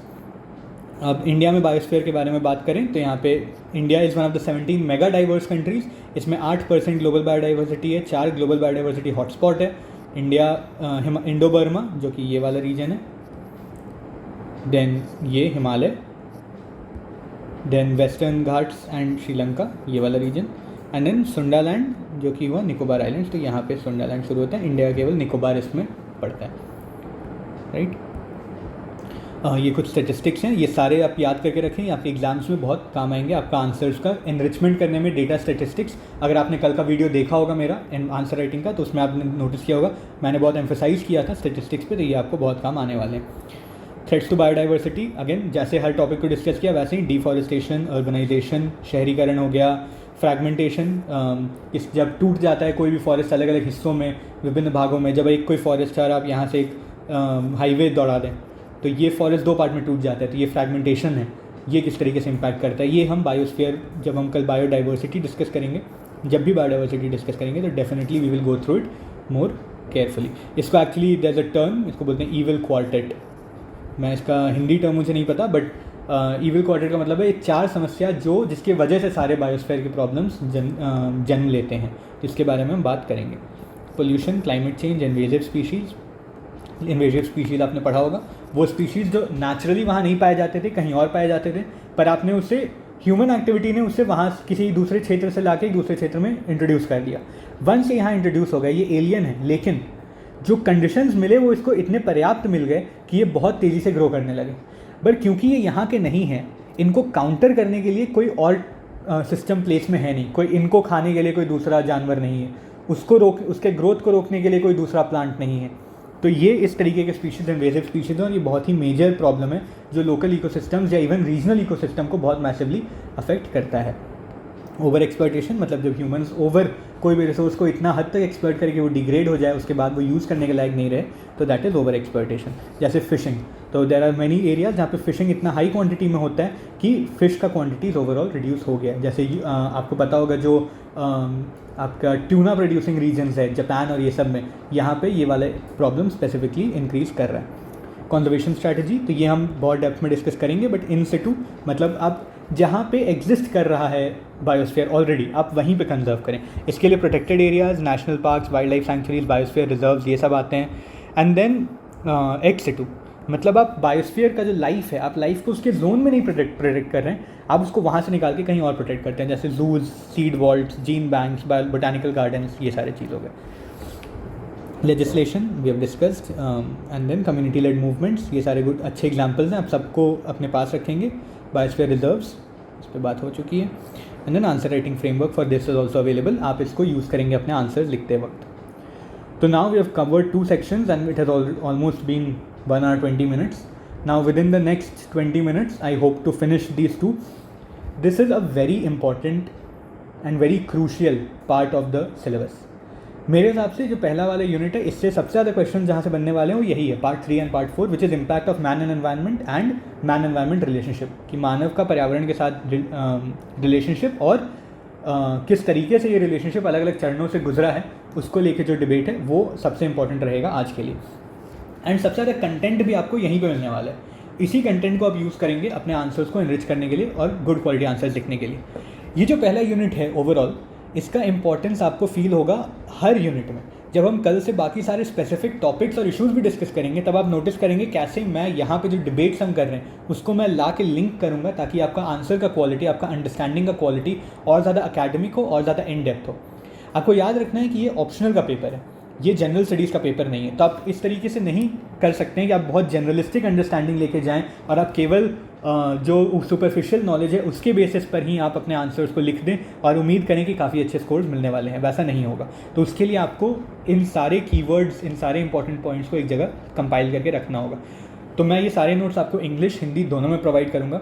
मेरे नोट्स में या मेरे क्लासेज में जो बात आपको इंग्लिश में नहीं समझ में आ रही है, एग्जैक्टली वही सेम चीज़ आपको हिंदी के नोट्स में अवेलेबल मिलेगा। जब आप पढ़ रहे हैं तो आप दोनों के दोनों अपने सामने खोल के रख सकते हैं। Now part 3, impact of man on environment. तो ये एक बहुत ही इम्पॉर्टेंट टर्म है जो आप यूज़ कर सकते हैं कंटिन्यूसली, ठीक है। ये लिन वाइट जूनियर, जिसके बारे में हमने ऑलरेडी डिस्कस कर लिया, जिन्होंने अपने book historical roots of ecological crisis में जिन्होंने बात किया था कि क्रिश्चियन थियोलॉजी और क्रिश्चियन थियोलॉजिकल एंथ्रोपोसेंट्रिसिज्म किस तरीके से हमें हमारे परसेप्शन को शिफ्ट कर दिया है उसने रिगार्डिंग एनवायरनमेंट, वो बहुत ही इंपॉर्टेंट है।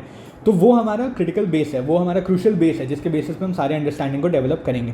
उसमें एक आइडिया ये है कि मैन जो है ये बायोलॉजिकल और फिज़िकल दोनों चेंजेस इतने एक्सटेंसिव स्केल पे कर रहा है प्लैनेट में या अर्थ के एनवायरनमेंट्स में कि ये खुद एक फोर्स बन चुका है। जिस तरीके से रेनफॉल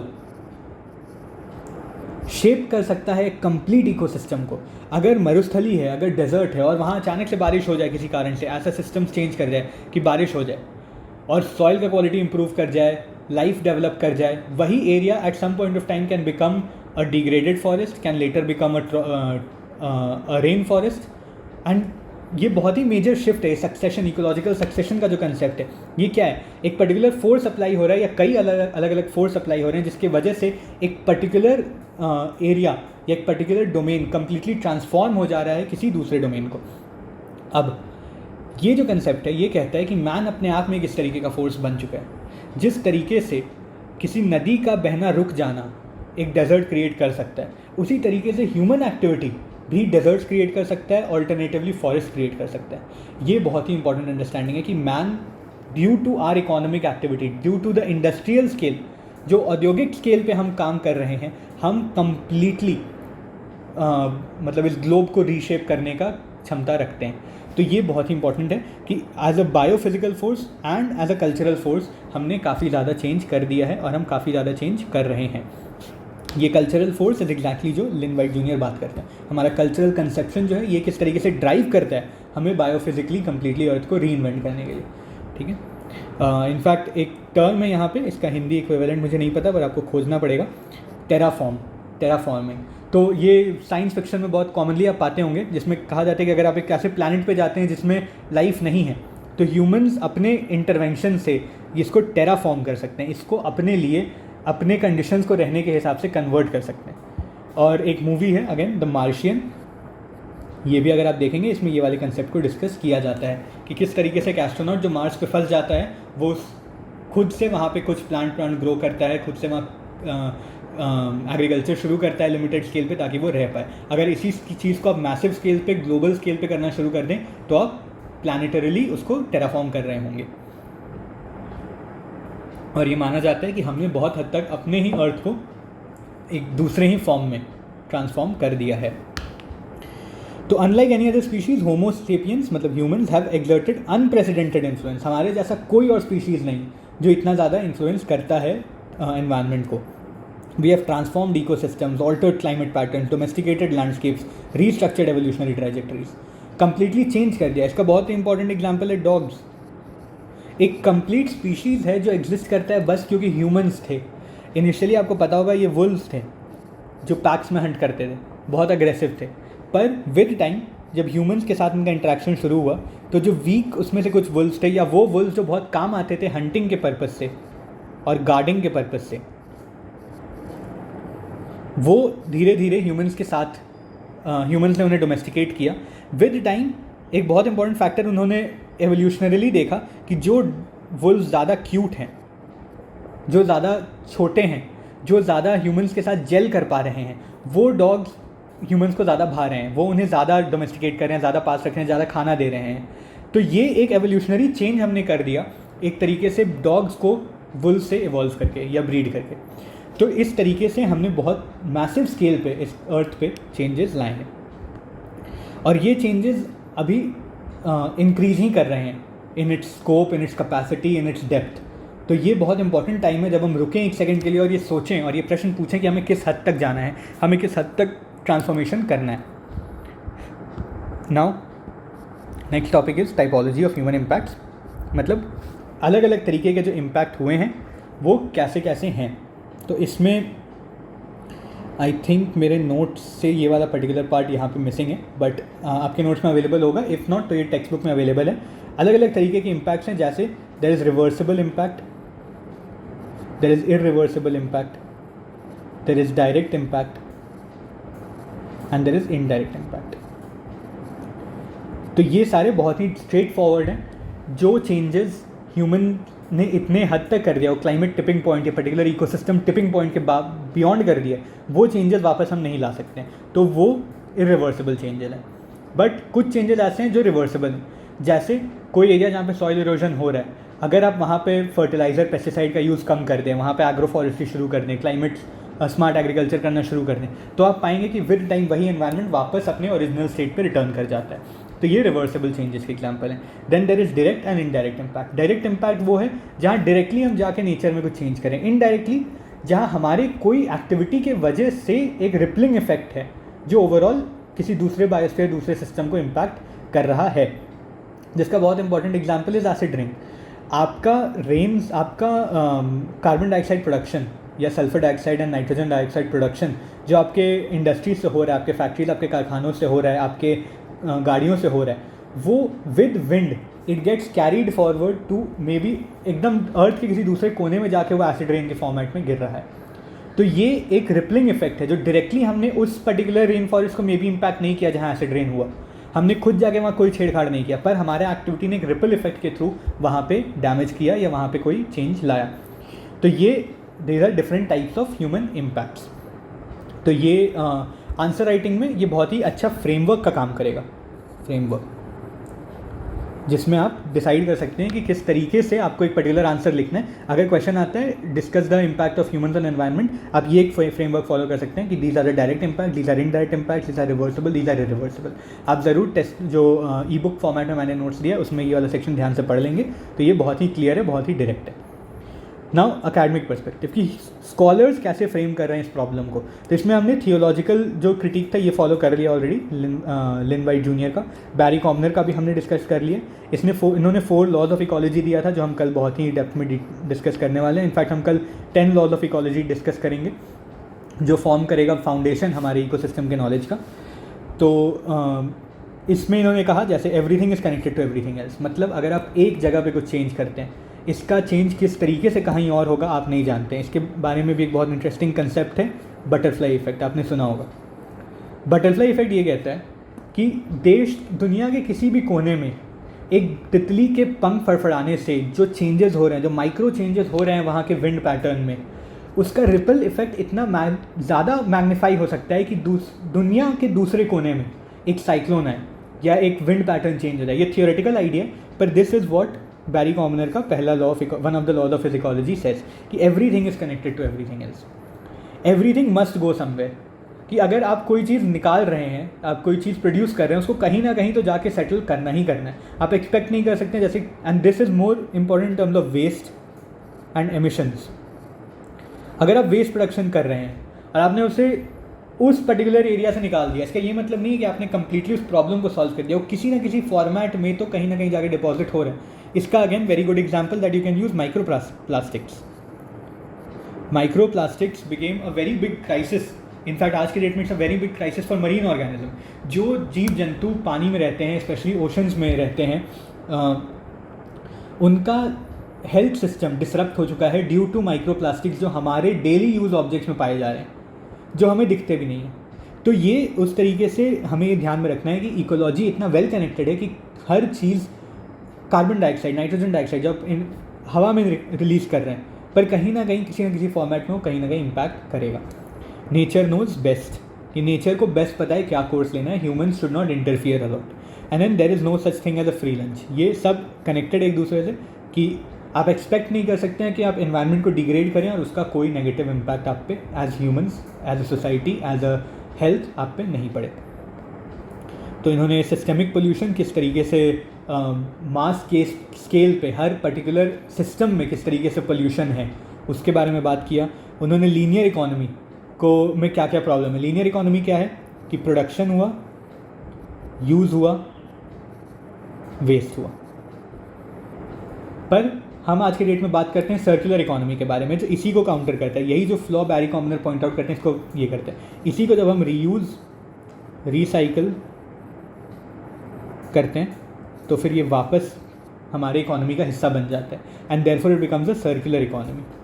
तो ये बहुत इंपॉर्टेंट कंसेप्ट है। इसके बारे में हम कई बार लिखेंगे अपने आंसर्स में, क्योंकि ये ऐसा चीज़ है जिसके बारे में हमारे प्रधानमंत्री मोदी जी भी बात करते हैं कि सर्कुलर इकोनॉमी इंडिया को फॉलो करना है, हमारे वेस्ट को वेल्थ में कन्वर्ट करना है। तो इसका नींव यहीं पे है कि लीनियर इकोनॉमी में फ्लॉ है, और इसका आइडिया दिया गया बैरी कॉमनर द्वारा, जिन्होंने ह्यूमन इम्पैक्ट के बारे में बात किया था। Garrett Hardin tragedy of the commons, बहुत इंपॉर्टेंट पेपर है। It is one of the most crucial papers that talks कि अगर कोई भी regulated, non regulated piece of resource है तो वहाँ पे किस तरीके से एक पॉइंट के बाद डिग्रेडेशन शुरू हो जाएगा। अगर एक तालाब है जिस पे किसी का कंट्रोल नहीं है, तो हर कोई चाहेगा कि वहाँ आके सबसे ज़्यादा फिशिंग करे, सबसे ज़्यादा फिश वो पकड़ के ले जाए, सबसे ज़्यादा मछली वो ले जाके बेचे या खाए। इससे क्या होगा कि एक पॉइंट के बाद मछलियों का जो जन्म हो रहा है इसका रेट कम हो जाएगा कंपेयर टू जो मछलियाँ निकाली जा रही हैं उस पर्टिकुलर तालाब से। एंड एक पॉइंट के बाद वो पूरा का पूरा इकोसिस्टम डैमेज हो जाएगा, और वहाँ ना मछलियाँ बचेंगी, ना वो इकोसिस्टम बचेगा, ना ह्यूमंस जो उस पर रिलाई करते हैं उनका लाइवलीहुड बचेगा। तो ये बहुत ही इंपॉर्टेंट कंसेप्ट है, tragedy of the Commons. Deep ecology, इसका कंसेप्ट आंद्रे नास ने दिया, नेस एज वेल एज जो हमने पहले बात किया था कि ये आपके अदर स्कॉलर्स ने भी डीप इकोलॉजी के बारे में बहुत डेप्थ में डिस्कशन किया है। उन्होंने आंद्रे नास का कंसेप्ट स्पेशली था बायोसेंट्रिक इक्वालिटी का।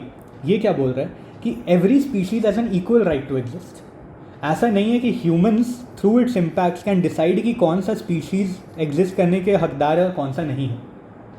हम कोई नहीं होते हैं ये डिसाइड करने के लिए कि एक पर्टिकुलर टाइप ऑफ स्पीशीज़ अगर एक्सटिंक्ट हो रहा है तो हो जाए और इस पर्टिकुलर स्पीशीज़ को बचा लें।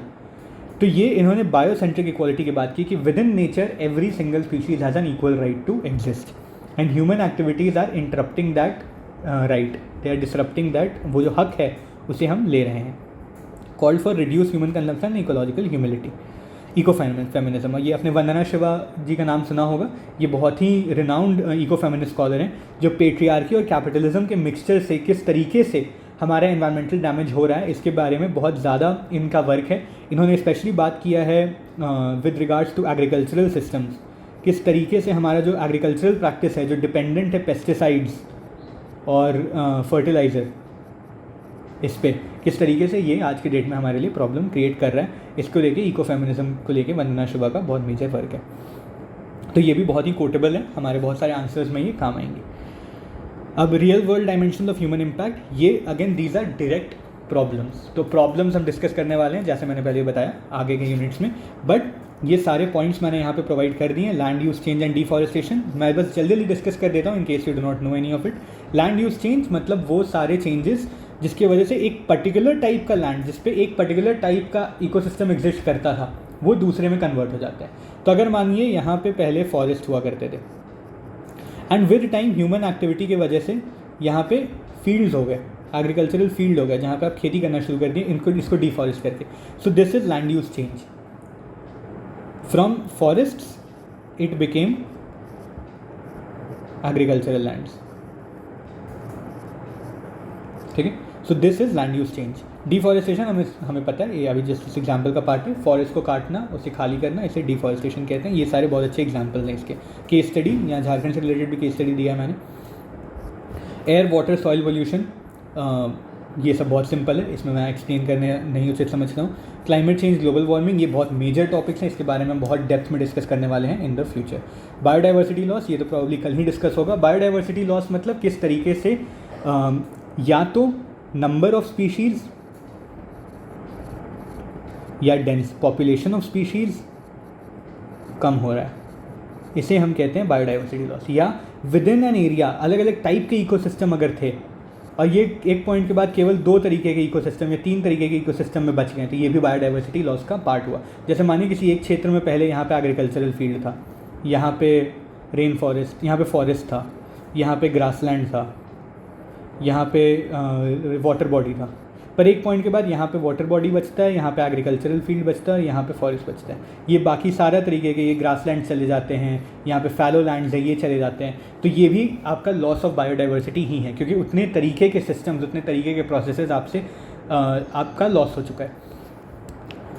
देन ओशन डिग्रेडेशन, इसको मैंने अभी जस्ट डिस्कस किया था कि बहुत सारे इशूज़ हैं इसके अंदर। आपका वार्मिंग, ऑक्सीजन डीऑक्सीजनेशन, एसिडिफिकेशन, तो all of these are important problems in the oceans. हमारे समुद्र में ये सारी इंपॉर्टेंट दिक्कतें हैं। Toxic accidents and environmental disasters, ये अब अभी तक जो इश्यूज़ हैं ये स्केल इश्यूज़ हैं और ये टेम्पोरली, मतलब समय में बहुत समय लगता है इन इश्यूज़ को होने में, बहुत लार्ज एरियाज़ को इम्पैक्ट करता है। लेकिन ये है जो सडन है, जो एक्सीडेंट्स और डिज़ास्टर्स होते हैं। जैसे इसमें कुछ एग्जांपल्स दिया हुआ है, भोपाल गैस ट्रेजेडी का एग्जांपल है, चेरनोबिल का एग्जांपल है, विशाखापट्टनम गैस लीक का एग्जांपल है, बट ऑयल स्पिल्स बहुत कॉमन एग्जांपल्स हैं इसके, ठीक है। Forest fires, specially anthropogenic forest fire, मतलब वो फॉरेस्ट फायर जो ह्यूमंस ने शुरू की, जिसका बहुत इंपॉर्टेंट केस स्टडी बनता है उत्तराखंड में। उत्तराखंड में there are many forest fires that are sometimes जो लोकल इंटरेस्ट हैं जिनका उस लैंड के ऊपर, वो उन्होंने शुरू किया in order to get that land. Similarly forest fire humans द्वारा कॉज किया गया बहुत मैसिव स्केल पे इन इंडोनेशिया एंड मलेशिया, क्योंकि उस लैंड के नीचे बहुत हाई एनर्जी रिजर्व्स थे। तो ये सारे के सारे जो एनवायरमेंटल डिजास्टर्स हैं, ये जब होते हैं तो वो बहुत मैसिवली इम्पैक्ट करते हैं पर्टिकुलर इकोसिस्टम्स को। Human development versus environmental integrity, again ये वाला बहुत इंपॉर्टेंट डिस्कशन है जो मैंने ऑलरेडी बहुत बार कर लिया है आज के इसमें, कि किस तरीके से हमें ह्यूमन डेवलपमेंट क्या है, एंथ्रोपोसेंट्रिसिज्म, आप अब अप्रिशिएट कर पा रहे होंगे हमारे पहले के डिस्कशन को भी, वर्सेस इकोसेंट्रिसिज्म, ठीक है। एंथ्रोपोसीन डिबेट, ये एक और एक छोटा सा पॉइंट है जो आप सबको पता होना चाहिए। पॉल क्रेडसन जो नोबेल लॉरेट हैं, इन्होंने ही वो सेइंग दिया था कि humans have become a geophysical force, मतलब हम ऑलमोस्ट एक जियोफिजिकल फोर्स की तरह हैं जो कम्प्लीटली रीशेप कर रहे हैं जियोलॉजी को। अब ये एंथ्रोपोसीन क्या है, तो अगर आप जियोलॉजी के स्टूडेंट हैं आपको पता होगा कि हमारे अर्थ का जो हिस्ट्री है, जो जियोलॉजिकल हिस्ट्री, ये बहुत ही एंशंट है। ये 4.6 to 4.8 बिलियन ईयर्स को शुरू होता है।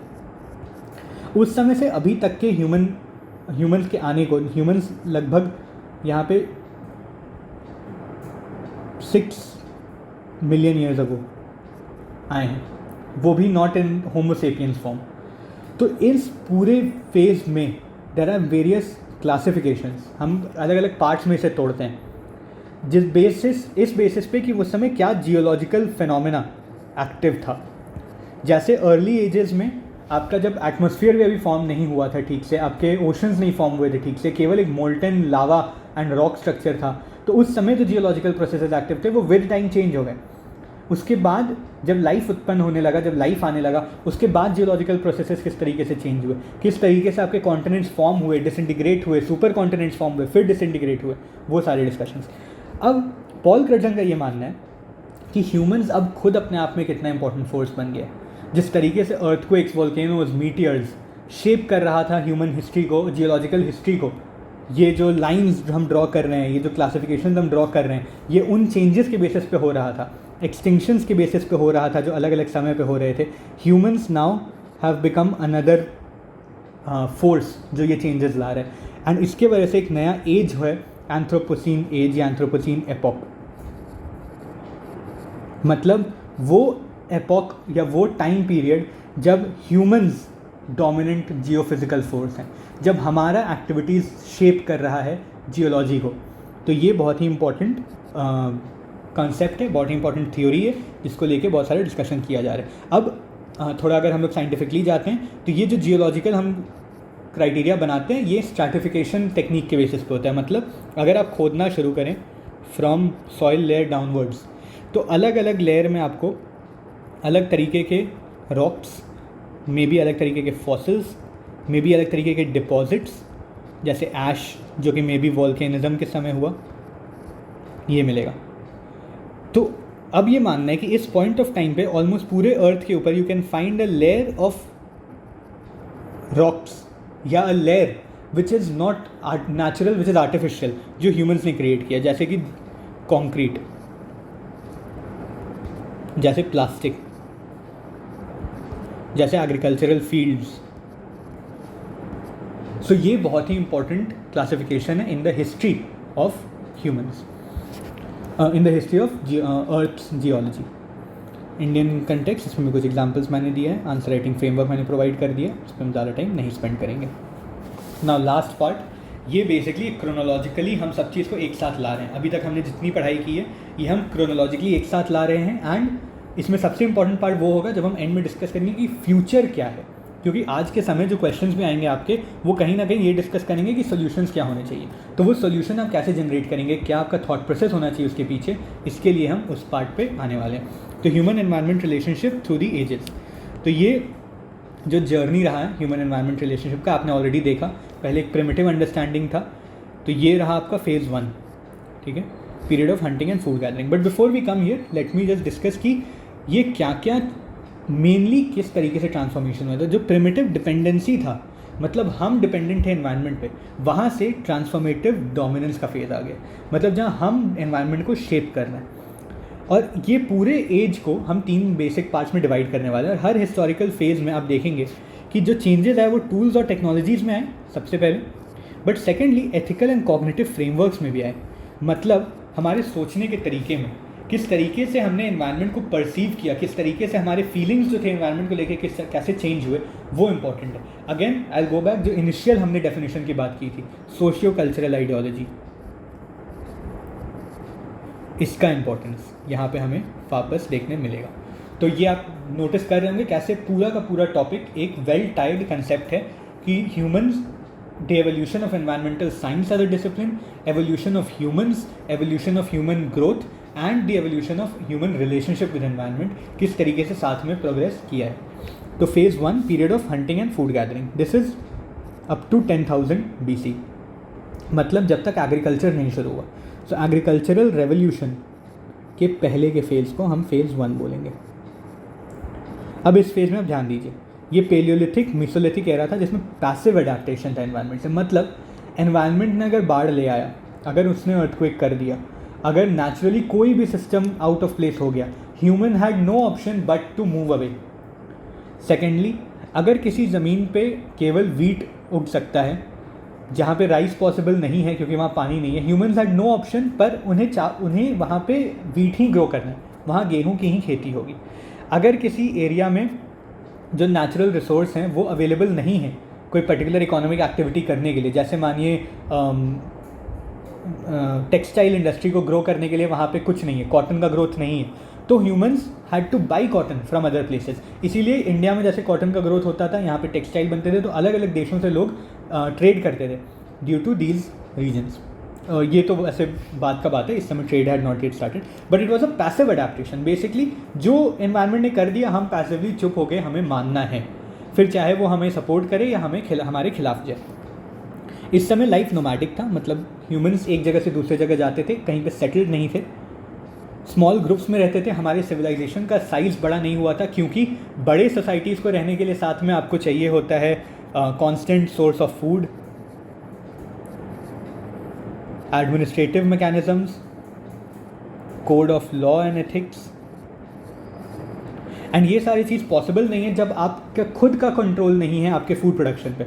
आपको फूड वही मिल रहा है जो अगर आपको जाते रहते कहीं किसी साल अगर बारिश ख़राब हो गई और आपका उपज या तो उपज नहीं हो रहा है, या आपके आसपास जो पेड़ हैं उसमें कुछ खाने को नहीं मिल रहा है, तो आप पेरिश करेंगे, आप मर जाएंगे। या आपको मूव करना होगा एक ऐसे जगह पे जहाँ पे आप खाना खोज पाएँ। एक जगह पे खाना ख़त्म हो गया, आप वहाँ नहीं रह सकते हैं ज़्यादा दिन तक। तो ये एज कम्प्लीटली हम लोग डिपेंडेंट थे wild animals, fruits, roots, tubers, ये सब पे। Use of fire, crude tools, no large scale environmental alteration. Humans द्वारा एनवायरनमेंट में कोई चेंज नहीं होता। जिस तरीके से कोई भी प्राणी, चाहे वो बंदर हो, चाहे वो हाथी हो, जो मिनिमल स्केल पे वो चेंजेस ला पाता है, बस वहीं तक ह्यूमंस का भी इम्पैक्ट, वहीं तक ह्यूमंस का भी फुटप्रिंट लिमिटेड था। Environment was considered sacred and feared. Spirits were associated with rivers, mountain, forest. ये आप even Hindu and Persian mythologies of बाद में आते हैं, मच लॉन्ग आफ्टर दिस, उसमें भी आप पाएंगे कि ये कंटिन्यू होता है, ये थॉट प्रोसेस, ये थिंकिंग प्रोसेस, ये cognitive idea. Environmental impact very minimal. Occasional local extinction due to over hunting, ये कभी कभी हो सकते थे, जैसे कोई लोकल एरिया में। ये भी लार्ज स्केल पे कोई स्पीशीज़ आप एक्सटिंक्ट नहीं कर पाएंगे, पर हाँ किसी एक पर्टिकुलर क्षेत्र में अगर आपने ओवर हंट कर दिया तो वो स्पीशीज़ खत्म हो सकता है, लुप्त हो सकता है, एंड आपको किसी दूसरे एरिया में मूव करना पड़ेगा। फायर का यूज़ हुआ ग्रासलैंड्स को क्लियर करने के लिए। ये स्पेशली प्रोमिनेंट था आपका अफ्रीका में, सवाना रीजन। ठीक है, इसका एग्जाम्पल भी मैंने यहाँ पे प्रोवाइड किया है। Then we come to phase 2। ये था period of plant and animal domestication, neolithic revolution, agricultural revolution. ये इस समय के बाद हमने सबसे पहला जो फैक्टर है साथ में रहने के, नोमैडिक ग्रुप से हट के सेटल कम्युनिटीज़ बनने में, उसको एक्सपीरियंस किया। एंड ये फैक्टर है that of having constant supply of food, या supply of food throughout the year, जो पहले पॉसिबल नहीं था। तो इस समय पहला इकोलॉजिकल ट्रांसफॉर्मेशन शुरू हुआ और ह्यूमंस ने थोड़ा थोड़ा कंट्रोल एक्सर्ट करना शुरू किया ऑन नेचर। कैसे? दो तरीके से, एग्रीकल्चर और डोमेस्टिकेशन। एग्रीकल्चर से किस तरीके से? लैंड यूज़ चेंज हुआ। पहले जो फॉरेस्ट थे, मे बी आपने उसे क्लियर करके वहाँ पे एक नया फील्ड शुरू कर दिया, या मे बी वहाँ पे कोई फील्ड नहीं था, नॉर्मल क्रॉप्स ग्रो हो रहे थे, आपने थ्रू यूज़ ऑफ सीड्स आपने वहाँ पे एग्रीकल्चर शुरू किया। सेकेंडली डोमेस्टिकेशन, जैसे मैंने पहले डिस्कस किया, वुल्व्स टू डॉग्स या cows, horses, all of these animals, इनको हमने डोमेस्टिकेट करना शुरू किया। तो जो नेचुरली जो एग्जिस्ट करता है उस पर ह्यूमंस का एक कंट्रोल आना शुरू हुआ मिनिमल लेवल पे इन phase 2, which was period of plant and animal domestication. तो ये सारे उसके इंपॉर्टेंट, ये settled life, formation of villages, introduction irrigation, food, social stratification and property. इस समय इकोनॉमिक चेंजेस में आना शुरू हुए। सम पीपल जिनके पास ज़मीन, जो ज़्यादा ताकतवर थे, उन्होंने ज़मीन ऑक्यूपाई किया, उन्होंने और लोगों को काम कराया उस पर, एंड देयरफॉर सोशल स्ट्रैटिफिकेशन शुरू हुआ एंड प्रॉपर्टी का कंसेप्ट आना शुरू हुआ। Transition went from nature worshipping to nature manipulating. अब बहुत मिनिमल स्केल पे ह्यूमंस ने नेचर को वर्शिप करने से नेचर को मैनिपुलेट करना शुरू किया, पर ये अभी भी बहुत मास स्केल नहीं होता है। इसके सबसे बड़े इम्पैक्ट्स आपको दिखेंगे। जैसे अगर आप इंडिया की बात करें तो पहले forest regions existed throughout the Indo Gangetic belt, but जैसे आर्यंस आते हैं या आर्यन एक्सपेंशन होता है यहाँ पे, with time all of this is clear, and यहाँ पे आप आज की डेट में देखेंगे कंप्लीट एग्रीकल्चरल बेल्ट है, जबकि forest have been relegated to the eastern periphery of the country. तो ये क्यों हो पाया? इसी कारण से, क्योंकि हमारा जो रिलेशनशिप था वो धीरे धीरे करके टुवर्ड्स डोमिनेंस बढ़ना शुरू हुआ। फॉरेस्ट क्लियरेंस, सॉइल सैलिनेशन शुरू हुआ, जैसे मेसोपोटामिया में हैबिटेट फ्रैगमेंटेशन होना शुरू हुआ, लॉस ऑफ वाइल्ड बायोडाइवर्सिटी। तो ये सारे एग्जाम्पल हैं, ये कुछ केस स्टडी है। अब ये आता है फेज़ 3, हमारे लिए जो सबसे सिग्निफिकेंट है, क्योंकि इसी के बाद से एनवायरमेंटल मूवमेंट का भी जन्म होगा। ये है पोस्ट इंडस्ट्रियल रेवोल्यूशन। तो पहला revolution agricultural revolution, second revolution industrial revolution. अब इंडस्ट्रियल रेवोल्यूशन के बाद क्या होता है, ये एक टर्निंग पॉइंट है। इस पॉइंट के बाद से humans went from being slightly manipulating to completely dominating. इस पॉइंट ऑफ टाइम पे हमने स्टीम इंजन बनाया, मैकेनाइज्ड इंडस्ट्री बनाया, coal, oil, mineral unprecedented scale पे हम निकालने लगे, मास अर्बनाइजेशन, शहरीकरण बहुत लार्ज रेट पे हुआ, हमारी ट्रांसपोर्टेशन नेटवर्क्स बनने लगे, रोड्स, आपके ट्रेन ट्रैक्स, आपके एयरपोर्ट्स, पोर्ट्स। इसकी वजह से क्या हो रहा है, एवरी टाइम अब आप एक रोड ले करते हैं, आप कहीं ना कहीं दो पर्टिकुलर इकोसिस्टम्स को फ्रैगमेंट कर रहे हैं। आप ट्रेन ट्रैक ले करते हैं, आप इकोसिस्टम फ्रैगमेंट कर रहे हैं। Rise of capitalism and global trade, जिसका अल्टीमेट एम हो गया प्रॉफिट। देयरफॉर को एग्जिस्टिंग विद नेचर अब किसी तरीके से इंपॉर्टेंट नहीं रहा, नेचर वर्शिप वॉज लॉस्ट। ठीक है। Environmental impact, large scale deforestation, best example Brazil, इसमें आपका जो अमेज़न फॉरेस्ट है। Air and water pollution, great smog of 1952 London, very important. Green house gas emission, global warming, inter planetary मतलब complete planetary scale पे changes, collapse of traditional and local systems. Jharkhand में भी example इसमें कि कैसे mining के बाद ट्राइबल पॉपुलेशन और इकोलॉजिकल डिग्रेडेशन हुआ है। ट्रांजिशन बिटवीन फेजेस, नाउ ये जो चेंज है ये हर जगह साथ में नहीं हुए। ऐसा नहीं था कि इंडिया में और यूरोप में सेम समय पे ये चेंजेस हो रहे थे। साथ ही साथ ये नहीं था कि किसी पर्टिकुलर पॉइंट पे आप कह सकते हैं कि इससे पहले ये फेज़ था, इसके बाद ये फेज़ था, वैसा नहीं था। With time all of those things kept changing, और ये बहुत ही ट्रांजिशनरी था, ये बहुत ही स्लो चेंजेस था, ग्रेजुअल चेंजेस था। None of them were uniform और कोई डायरेक्ट नहीं था। तो ये सारे पॉइंट यहाँ पे मेंशन्ड है। कंटेम्प्रेरी कंटेक्स्ट, एंथ्रोपोसीन, ये हमने ऑलरेडी डिस्कशन कर लिया। अब हम आएंगे सबसे इंपॉर्टेंट लास्ट टॉपिक पे, which is future envisioning debates and pathways ahead, मतलब future of man environment relationship कैसा होगा और हाउ विल इट बी, ये एक क्वेश्चन है। दूसरा क्वेश्चन है हाउ शुड इट बी, कैसा होना चाहिए। तो ये दोनों इंपॉर्टेंट डिबेट्स हैं जो हमारे आंसर्स में कंक्लूजन का काम करेंगे और कहीं कहीं ये शेप करेंगे हमारे आंसर राइटिंग को, हमारे पॉइंट्स को। तो future direction of human environment relationship depends on societal choices, political will, global cooperation. क्यों? क्योंकि ये जो प्रॉब्लम है ये ग्लोबल स्केल का है। अब ये एक NGO, एक आदमी, एक कंट्री, एक स्टेट से भी सॉल्व नहीं हो सकता है। May be in fact some people यहाँ तक कह रहे हैं कि अब मे बी ग्लोबल कोऑपरेशन भी हेल्प नहीं करेगा। We have probably crossed a tipping point. Ethical reorientation का नीड है, मतलब we have to think about this, how should it be, है ना। हमें ये नहीं सोचना है कि हम क्या कर सकते हैं, टेक्नोलॉजिकल ग्रोथ हो गया तो हम इससे क्या कर सकते हैं। हमें ये सोचना है कि क्या ये हमें करना चाहिए, क्या ये पर्यावरण के लिए, क्या ये हमारे सस्टेनेबिलिटी के लिए सही है या नहीं है।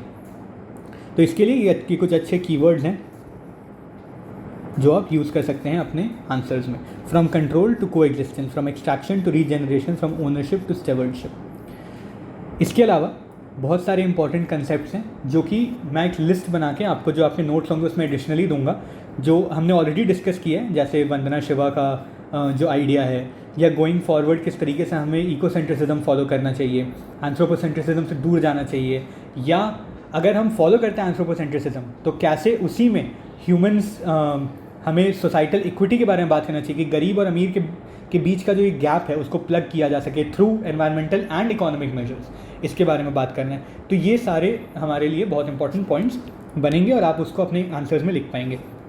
लास्टली ये एक बहुत अच्छा एंड हो सकता है हमारे आंसर्स के लिए, स्पेशली क्योंकि हम भारत के परिप्रेक्ष्य में ये सब लिख रहे हैं। वसुधैव कुटुंबकम का जो फिलॉसफी है, the world is one family, ये कैप्चर करता है ये ईथॉस, जो एथिक्स हमें चाहिए फ्यूचर जाते हुए। सस्टेनेबिलिटी किस तरीके का होना चाहिए कि ये जो सस्टेनेबिलिटी है ये केवल हमारे ऑफस्प्रिंग्स के लिए नहीं है, ये हम केवल हमारे देश के बच्चों के लिए नहीं है, ये पूरे वर्ल्ड में हर एक पर्टिकुलर सोसाइटी, हर एक पर्टिकुलर कम्युनिटी, हर एक पर्टिकुलर नेशन के फ्यूचर के लिए। इस आइडिया को इंडियन जो थिंकिंग प्रोसेस है, जो इंडियन ट्रेडिशनल नॉलेज है, ये हमेशा से स्वीकार करता है in its idea of Vasudhaiva Kutumbakam which says कि the world is one family. तो ये रहा basic overview of this topic and I think we have gone in quite detail. हमने बहुत ही डेप्थ में बहुत सारी टॉपिक्स डिस्कस कर ली। कंसेप्ट ऑफ एनवायरनमेंट आपको क्लियर होगा, जो स्कोप है इस सब्जेक्ट का वो क्लियर होगा, डेवलपमेंट ऑफ द पैराडाइम्स आपको क्लियर होगा, एंड देन उसके बाद जो 3-4 कंपोनेंट्स हैं atmosphere, biosphere, hydrosphere and lithosphere, वो उससे रिलेटेड चैलेंजेस किस तरीके से उनको ड्राफ्ट करना है, उनको अंडरस्टैंड करना और आंसर करना है, ये सब आपको क्लियर होगा आज के बाद। अगर आपको कोई भी दिक्कत होती है, कोई भी पर्टिकुलर स्कॉलर का कंसेप्ट नहीं समझ में आए, कोई पर्टिकुलर आइडिया या कीवर्ड समझ में नहीं आए, तो डू लेट मी नो। आप कमेंट बॉक्स में मुझे बताएं इस वाले वीडियो के। एंड ऑल्सो जो हमारे पेड सब्सक्राइबर्स हैं, जो हमारे पेड एनरोल्ड स्टूडेंट्स हैं, वो डेफिनेटली टेलीग्राम चैनल पे आके मुझसे डिस्कस कर सकते हैं इस पर्टिकुलर टॉपिक को लेके। आज के लिए इतना ही। आई होप कि ये वाला सेशन आपके लिए बहुत ही फ़ायदेमंद रहा हो और ये बहुत ही एनरिचिंग एक्सपीरियंस रहा हो। ज़रूर बताएं कि आप क्या चाहते हैं कि किस तरीके के चेंजेस हों in the upcoming sessions, and I hope कि मैं उन सारे चेंजेस को इनकॉर्पोरेट कर पाऊँ। अगर कोई भी समस्या आ रही हो, आप हिचकिचाएँ नहीं और मुझसे टेलीग्राम पे ज़रूर बात करें, जो हमारे सब्सक्राइबर्स हैं। एंड आई होप कि you have a great time ahead and this optional paper starts off well and it ends well. Thank you.